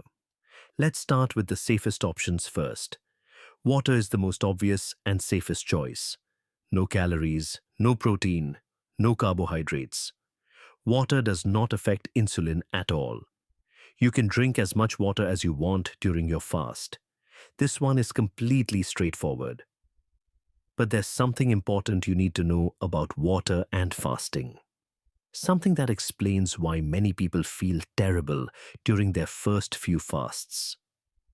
When you fast, your body excretes more sodium and potassium through your urine than it normally does. This is a natural process. Your kidneys work differently when you're not eating. According to research published in the American Journal of Medicine, during the first 24 hours of fasting alone, your body can lose anywhere from 1,100 to 5,700 milligrams of sodium. That's a significant amount of minerals leaving your body. This sodium loss is why you might feel dizzy, tired, weak, or get headaches during the first days of fasting. Many people think this means they need food, but that's not the case. It's because you're losing minerals faster than you're replacing them. The solution is simple: electrolytes. Electrolyte supplements that don't contain calories or sugar are completely safe during fasting. We're talking about sodium, potassium, and magnesium. You can find these as tablets or powders that dissolve in water. These electrolytes do not trigger insulin. They contain no calories. They just replace what your body is losing naturally. And they help you maintain your energy, avoid headaches, and feel normal during your fast. This is why experienced fasters Always keep electrolytes nearby. It makes a huge difference in how you feel. Here's a practical tip. Drink about 2 to 3 liters of water per day when fasting. And if you're fasting for more than 24 hours, adding electrolytes becomes especially important. Don't skip this step. One safety note here. If you experience severe dizziness that lasts more than 30 minutes, even after drinking water and taking electrolytes, that's your body sending you a message. Something is wrong. Stop your fast and consult a healthcare professional. Listen to your body. Now let's talk about something millions of people wonder about coffee. Black coffee has about 2 to 5 calories per cup. This tiny amount is not enough to trigger any meaningful insulin response. So from an insulin perspective, black coffee is completely safe during fasting. But here's where it gets really interesting. Coffee doesn't just avoid breaking your fast. It might actually make your fast more effective. In 2014, a French-Italian research team published a fascinating study in a scientific journal called Cell Cycle. They wanted to know what coffee does inside the body, beyond just giving you energy. They gave mice coffee and carefully observed what happened inside their bodies at the cellular level. The results were remarkable. Within just 1 to 4 hours after drinking coffee, the mice showed significantly increased activity in cellular cleanup. Their cells were breaking down damaged components and recycling them at a faster rate. This was observed in the liver, in the muscles, and in the heart. But here's the surprising part that caught everyone's attention. Decaffeinated coffee showed the same effect. The caffeine wasn't the key factor at all. The scientists concluded that polyphenols in coffee, not the caffeine, are what create this benefit. Polyphenols are natural compounds found in coffee beans. They seem to activate the same cellular cleanup pathways that fasting activates. So what does this mean for you? Black coffee doesn't just not break your fast. It may actually accelerate the cellular cleanup process that makes fasting so beneficial in the first place. You're not just avoiding harm, you might be adding benefit. This is genuinely good news for coffee lovers. Some practical tips for drinking coffee during fasting. First, drink it black. No sugar, no milk, no cream. Those additions change everything, and we'll talk about why in a moment. Second, limit yourself to 1 or 2 cups per day. Too much coffee can cause jitters, anxiety, and digestive issues. Third, avoid drinking coffee too late in the day because caffeine can affect your sleep. And good sleep is crucial for the benefits of fasting. Your body does a lot of repair work during sleep, and poor sleep can actually undermine your fasting efforts. Fourth, if you choose decaf because you're sensitive to caffeine, you still get the polyphenol benefits. You're not missing out on the cellular cleanup effects. One more thing about coffee. If you're new to fasting and used to drinking coffee with cream and sugar, the transition to black coffee can be tough. But give it a few days. Your taste buds adjust. Many people find that after a week of black coffee, they actually prefer it that way. Similar to coffee, green tea is an excellent choice during fasting. Green tea contains a compound called EGCG, which is a type of polyphenol. Research has shown that EGCG supports fat burning and cellular cleanup processes. Green tea has almost no calories and does not trigger insulin, so it's completely safe during fasting. Other herbal teas are also safe. Ginger tea, peppermint tea, chamomile tea, and most other herbal teas contain virtually no calories and don't affect insulin. You can drink them freely during your fast. The key rule is simple: don't add sugar or honey. The moment you add sweeteners, you're adding carbohydrates, and carbohydrates raise insulin. Keep your tea plain. One helpful note: ginger tea can actually help reduce feelings of nausea that some people experience during longer fasts. If your stomach feels unsettled, ginger tea is a good option. Apple cider vinegar is a slightly different choice, but it can be helpful during fasting. Apple cider vinegar contains acetic acid. This is the compound that gives vinegar its sour taste. And research has shown that acetic acid may help improve how your body responds to insulin. A comprehensive meta-analysis published in 2025 in a journal called Frontiers in Nutrition looked at multiple studies on apple cider vinegar. The conclusion was that apple cider vinegar reduced fasting blood sugar by about 22 milligrams per deciliter in patients with type 2 diabetes. This is a meaningful reduction that suggests apple cider vinegar may support blood sugar control. Apple cider vinegar has almost no calories, so it doesn't break your fast from an insulin perspective. Here's how to use it properly. Take 1 to 2 tablespoons and dilute it in a full glass of water. This is important because straight vinegar is harsh. Also use a straw when you drink it. Vinegar is acidic and over time it can erode your tooth enamel. You can drink this mixture in the morning or any time during your fasting window. Now we come to an important section that surprises many people: diet soda and drinks with artificial sweeteners. Many people assume that 0 calories automatically means safe during fasting. The logic seems sound. No calories means no energy coming in. But the science tells a more complicated story. In 2014, a research team at the Weizmann Institute of Science in Israel published a groundbreaking study in the journal Nature. Nature is one of the most prestigious scientific journals in the world. The researchers gave mice common artificial sweeteners, including saccharin, sucralose, and aspartame, for 11 weeks. The result was alarming. The mice developed glucose intolerance. Their bodies became significantly worse at processing sugar compared to before the experiment. But here's the part that shocked the scientific community. The researchers took gut bacteria from the mice that had been drinking artificial sweeteners. Then they transplanted that bacteria into completely healthy mice that had never consumed any sweeteners.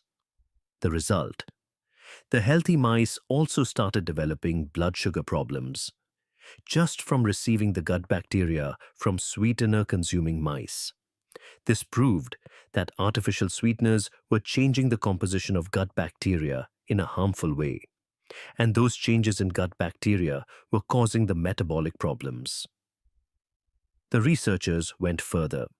They tested this in humans.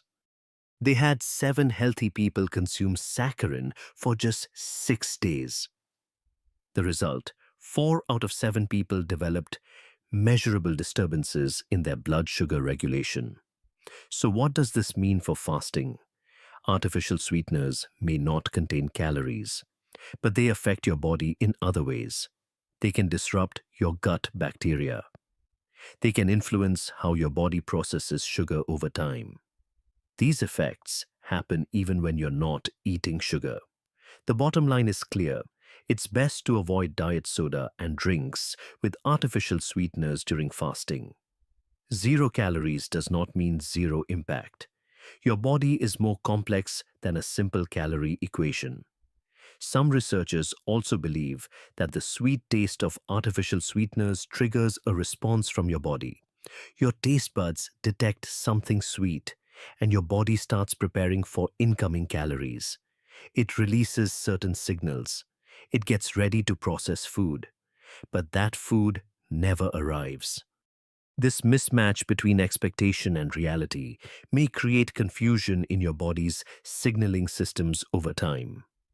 While more research is needed on this specific mechanism, it adds another reason to be cautious. Now let's cover things that definitely break your fast. There's no gray area with these. Alcohol. Your liver is the organ that produces ketones. Ketones are the fuel your body makes from fat when you're fasting. But when you drink alcohol, your liver has to stop what it's doing. Alcohol is toxic to your body, so your liver must prioritize processing it first. While your liver is dealing with alcohol, it completely stops producing ketones. Fat burning gets interrupted. Additionally, alcohol stresses your liver significantly. Bone broth. Many people think bone broth is safe during fasting because it's liquid, not solid food. This seems logical, but it's incorrect. Bone broth soundshum contains OMAD, about 5 grams of protein per cup. That might not sound like much, but protein has a specific effect on your body. It activates a signal called mTOR. When mTOR is activated, it tells your cells to focus on building rather than cleaning. The cellular cleanup process requires mTOR to be turned off. But protein, even the relatively small amount in bone broth, turns mTOR back on. The cleanup stops. So bone broth definitely breaks your fast. Save it for your eating window where it can actually be beneficial. Fruit juice, regular soda, and coconut water all contain 11 to 16 grams of sugar per cup. Sugar raises insulin immediately and dramatically. One glass completely ends your fasted state. Milk contains about 12 grams of carbohydrates per cup in the form of lactose. This triggers a significant insulin response. Milk breaks your fast. Some drinks fall into a gray area. They don't completely break your fast in terms of insulin, but they may affect some of the benefits depending on what your goals are. Heavy cream is almost pure fat. And here's an important fact about fat. Pure fat does not trigger insulin. So technically adding a small amount of heavy cream to your coffee keeps you in a fasted state from an insulin perspective. However, there's a catch you need to understand. When you consume fat, your body will burn that incoming fat first. It will burn the fat from the cream instead of burning the fat stored in your body. This is just how your body prioritizes fuel sources. If your goal is weight loss, heavy cream slows your progress because you're not tapping into your stored fat. But if your goal is primarily keeping insulin low, or if you need something to help you fast longer without feeling deprived, a small amount may be acceptable for you. It depends on what you're trying to achieve. Know your goal and then decide accordingly. Bulletproof coffee works the same way. This is coffee blended with butter or MCT oil. Many people use it because it helps them feel full for longer hours. It can also support mental clarity and focus, which some people find helpful during longer fasts. But it will slow the burning of your own body fat since you're providing fat from an external source. Again, it comes down to your priorities. Lemon water is generally fine. A few drops of lemon juice has negligible calories and doesn't affect insulin. Lemon also contains citrate, which may help prevent kidney stones. Lemon water is safe during fasting. Let's bring everything together now. Safe drinks that can support fasting water. Water with sugar-free electrolytes. Black coffee. Green tea. Unsweetened herbal teas, and diluted apple cider vinegar. These either have no effect on insulin or may actually enhance fasting benefits. Drinks you should avoid diet soda and anything with artificial sweeteners. Despite 0 calories, they can disrupt gut bacteria and affect sugar processing over time. Drinks that definitely break your fast: alcohol bone broth, fruit juice, regular soda, coconut water, and milk. Gray area drinks, heavy cream, and bulletproof coffee. They don't raise insulin but slow burning of your own body fat. Remember the basic principle: fasting works because insulin stays low. Anything that raises insulin interrupts the benefits. Now that you understand the science, you can make choices that work for you. What surprised you more? That coffee might enhance fasting benefits, or that diet soda could cause problems despite 0 calories?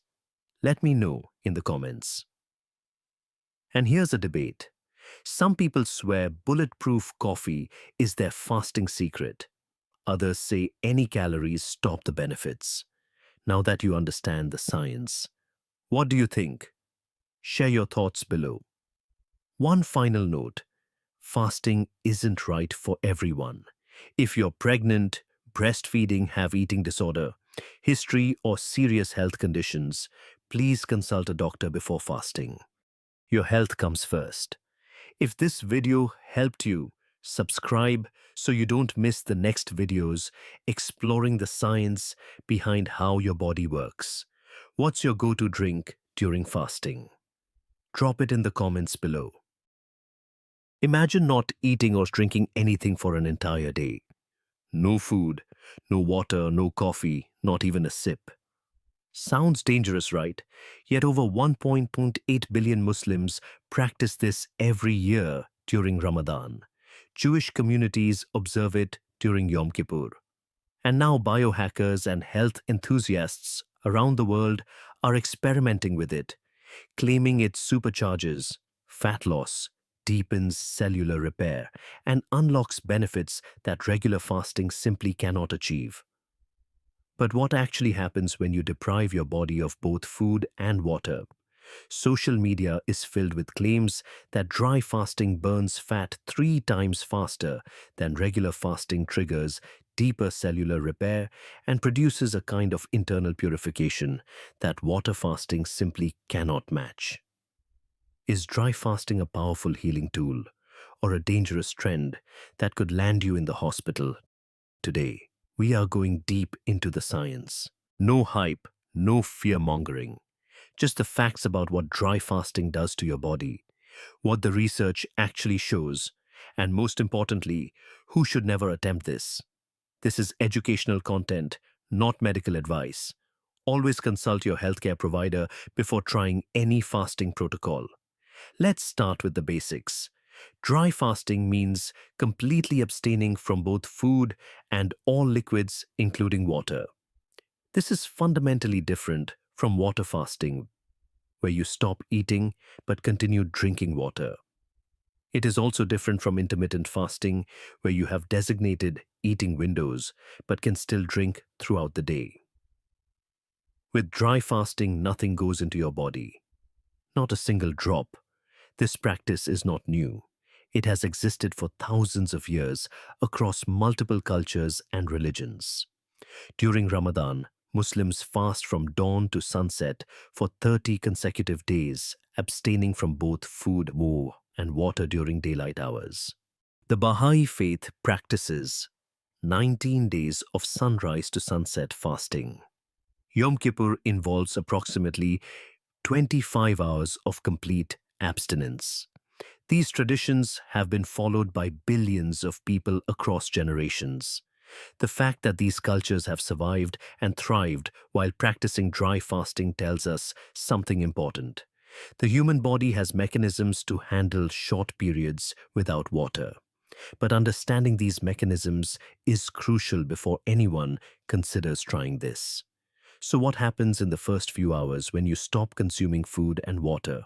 Within the first 0 to 4 hours, your body begins to notice the absence of incoming nutrients and fluids. Your hypothalamus, a small region in your brain, contains specialized sensors called osmoreceptors. These sensors constantly monitor the concentration of your blood. When you stop drinking, the concentration starts to increase slightly, and these sensors detect the change immediately. But your body does not hit the panic button right away. Evolution designed us to handle fluctuations in food and water intake. Your system has buffers and reserves built in from millions of years of adapting to environments where meals and water sources were not always available on demand. At this stage, your body is simply assessing the situation and preparing to activate its conservation systems. The real changes come as the hours progress. As the hours progress, something remarkable begins to happen. Your body stores glucose in your liver and muscles in a form called glycogen. Here is something most people do not realize. Every gram of glycogen is stored with 3 to 4 grams of water attached to it. When you fast without water, your glycogen stores deplete faster than they would during regular water fasting because your body needs that stored water. This accelerated glycogen depletion means your body shifts into fat burning mode earlier than it would with water fasting. This is one reason some people claim dry fasting is more effective for fat loss. But faster is not the same as safer. We will get to that. As your body starts burning fat for energy, something fascinating occurs. Fat oxidation produces byproducts, specifically carbon dioxide and water. Yes, water. When you burn 1 gram of fat, your body produces approximately 1.1 grams of what scientists call metabolic water. In 2016, researchers at Jagiellonian University in Poland conducted a study that challenged everything scientists thought they knew about hydration and fasting. They studied zebra finches under 3 conditions. One group had normal access to food and water. The second group had only water, no food. The third group had neither food nor water for 24 hours. The results were shocking. The birds that had no food and no water generated 6 times more metabolic water than the birds that were drinking freely. Their bodies dramatically increased, fat burning to produce the water they needed internally. Now we are not zebra finches. Human physiology differs in important ways, but this study suggests that mammals, including humans, may share similar survival mechanisms. Our bodies can manufacture water from fat when external sources are unavailable. Evolution built this backup system into our biology. But here is what the social media advocates do not tell you. Just because the body can do something does not mean it should do it regularly or for extended periods. Let us talk about how your body conserves water during a dry fast. Your body has a sophisticated system called the renin-angiotensin-aldosterone system, or RAS for short. Think of it as your body's water conservation team. When your blood becomes more concentrated or your blood pressure drops slightly, your kidneys release an enzyme called renin. Renin triggers a chain reaction that produces angiotensin, which constricts your blood vessels. Angiotensin then stimulates the release of aldosterone from your adrenal glands. Aldosterone tells your kidneys to hold on to sodium and water instead of releasing them into your urine. Working alongside this system is a hormone called vasopressin, also known as antidiuretic hormone or ADH. When your hypothalamus detects that your blood is becoming concentrated, it signals the pituitary gland to release vasopressin. This hormone travels to your kidneys and activates special water channels called aquaporins on the surface of kidney cells. These aquaporin channels allow water to flow from your urine back into your bloodstream. The result is that you produce less urine, and what you do produce is much more concentrated and darker in color. This is why short-term dry fasting around 12 to 16 hours does not cause severe dehydration in healthy individuals. Your body has multiple backup systems to conserve water. Research on Baha'i fasting, published in Frontiers in Nutrition in 2021, found that participants who practiced 12 to 16-hour daily dry fasts for 19 days showed no critical effects on hydration or kidney function. Their bodies successfully adapted using these conservation mechanisms. But these systems have limits, and pushing beyond them is where danger begins. Some proponents claim that dry fasting triggers a deeper form of autophagy than regular fasting. Autophagy is the process where your cells break down and recycle old damaged components. It is like a cellular cleaning system. A study published in 2025 examined people who fasted during Ramadan and found that the Beclin-1 gene, which initiates autophagy, showed significantly increased expression in the fasting group. This suggests that dry fasting does engage autophagy processes. However, and this is important, similar autophagy activation occurs during water fasting as well.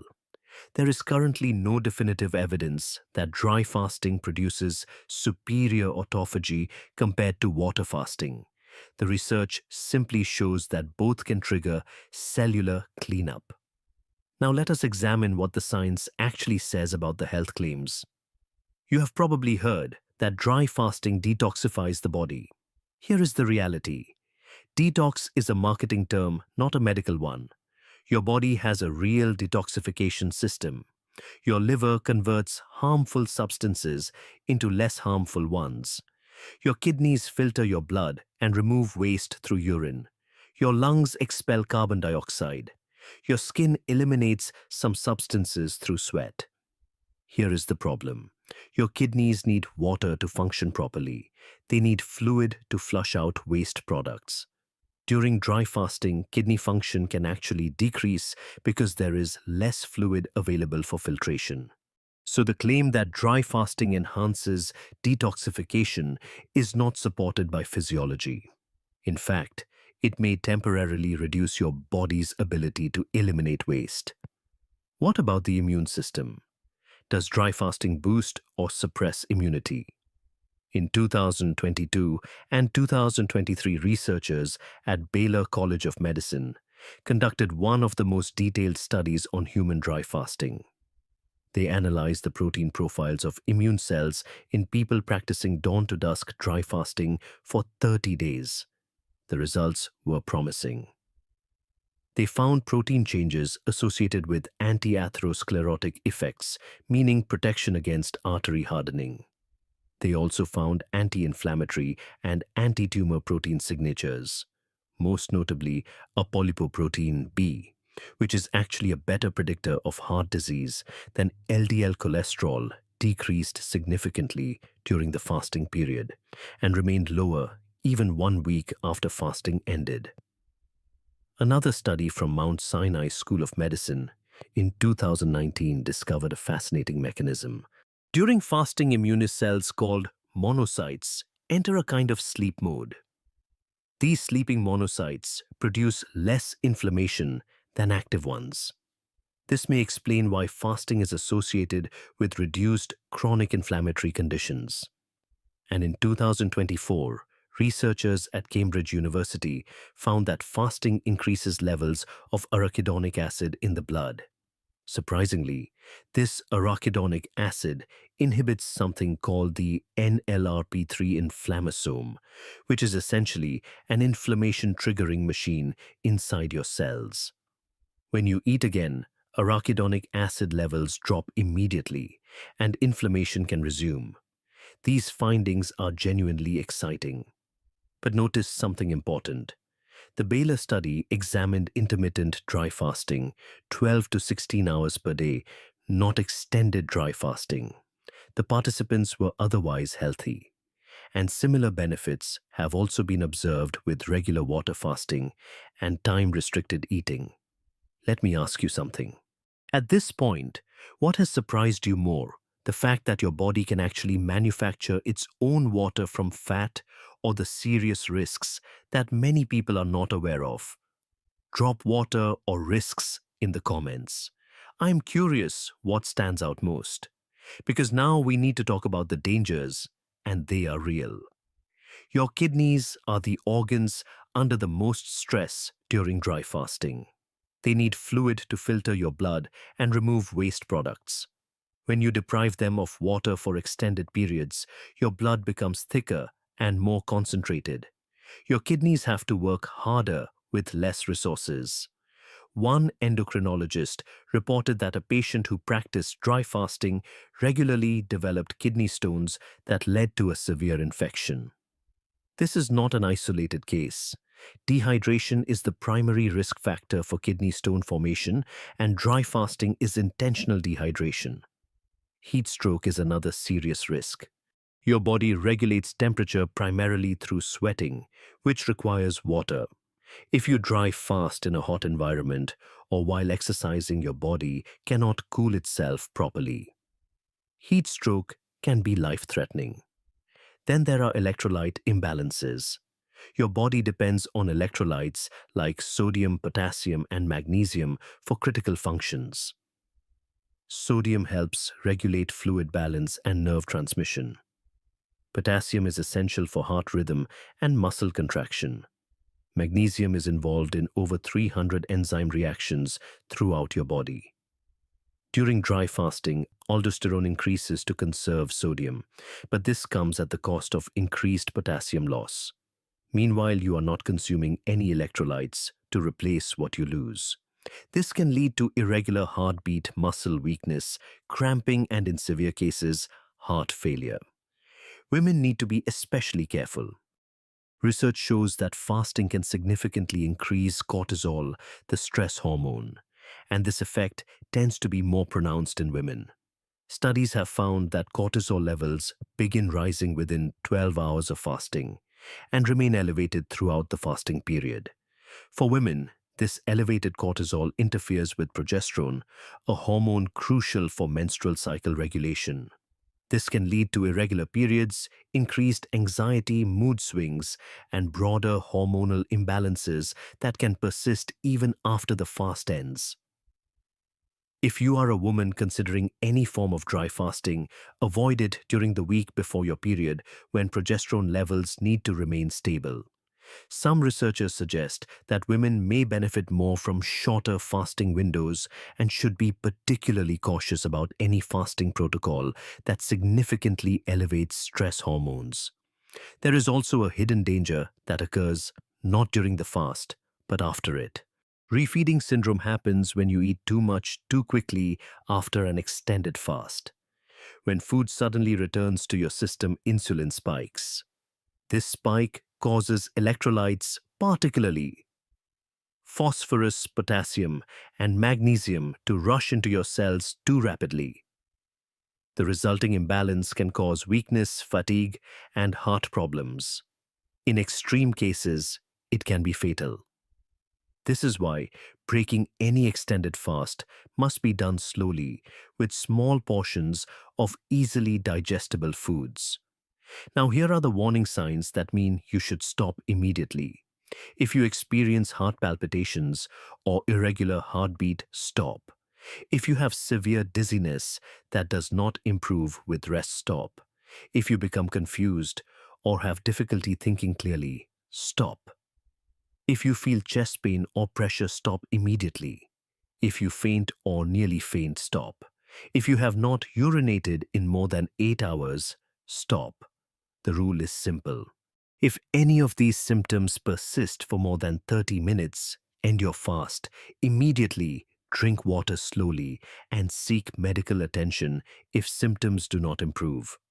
Some people should never attempt dry fasting under any circumstances. This includes anyone with kidney disease or a history of kidney stones, anyone taking SGLT2 inhibitors or diuretics for diabetes or blood pressure, pregnant or breastfeeding women, anyone with a history of eating disorders, people with type 1 diabetes or insulin-dependent type 2 diabetes, anyone with heart conditions or electrolyte disorders, people under 18 or over 65 without medical supervision, and anyone who works in hot environments or does significant physical labor. If you fall into any of these categories, dry fasting is not for you. Period. So here is the critical question. Is dry fasting right for you?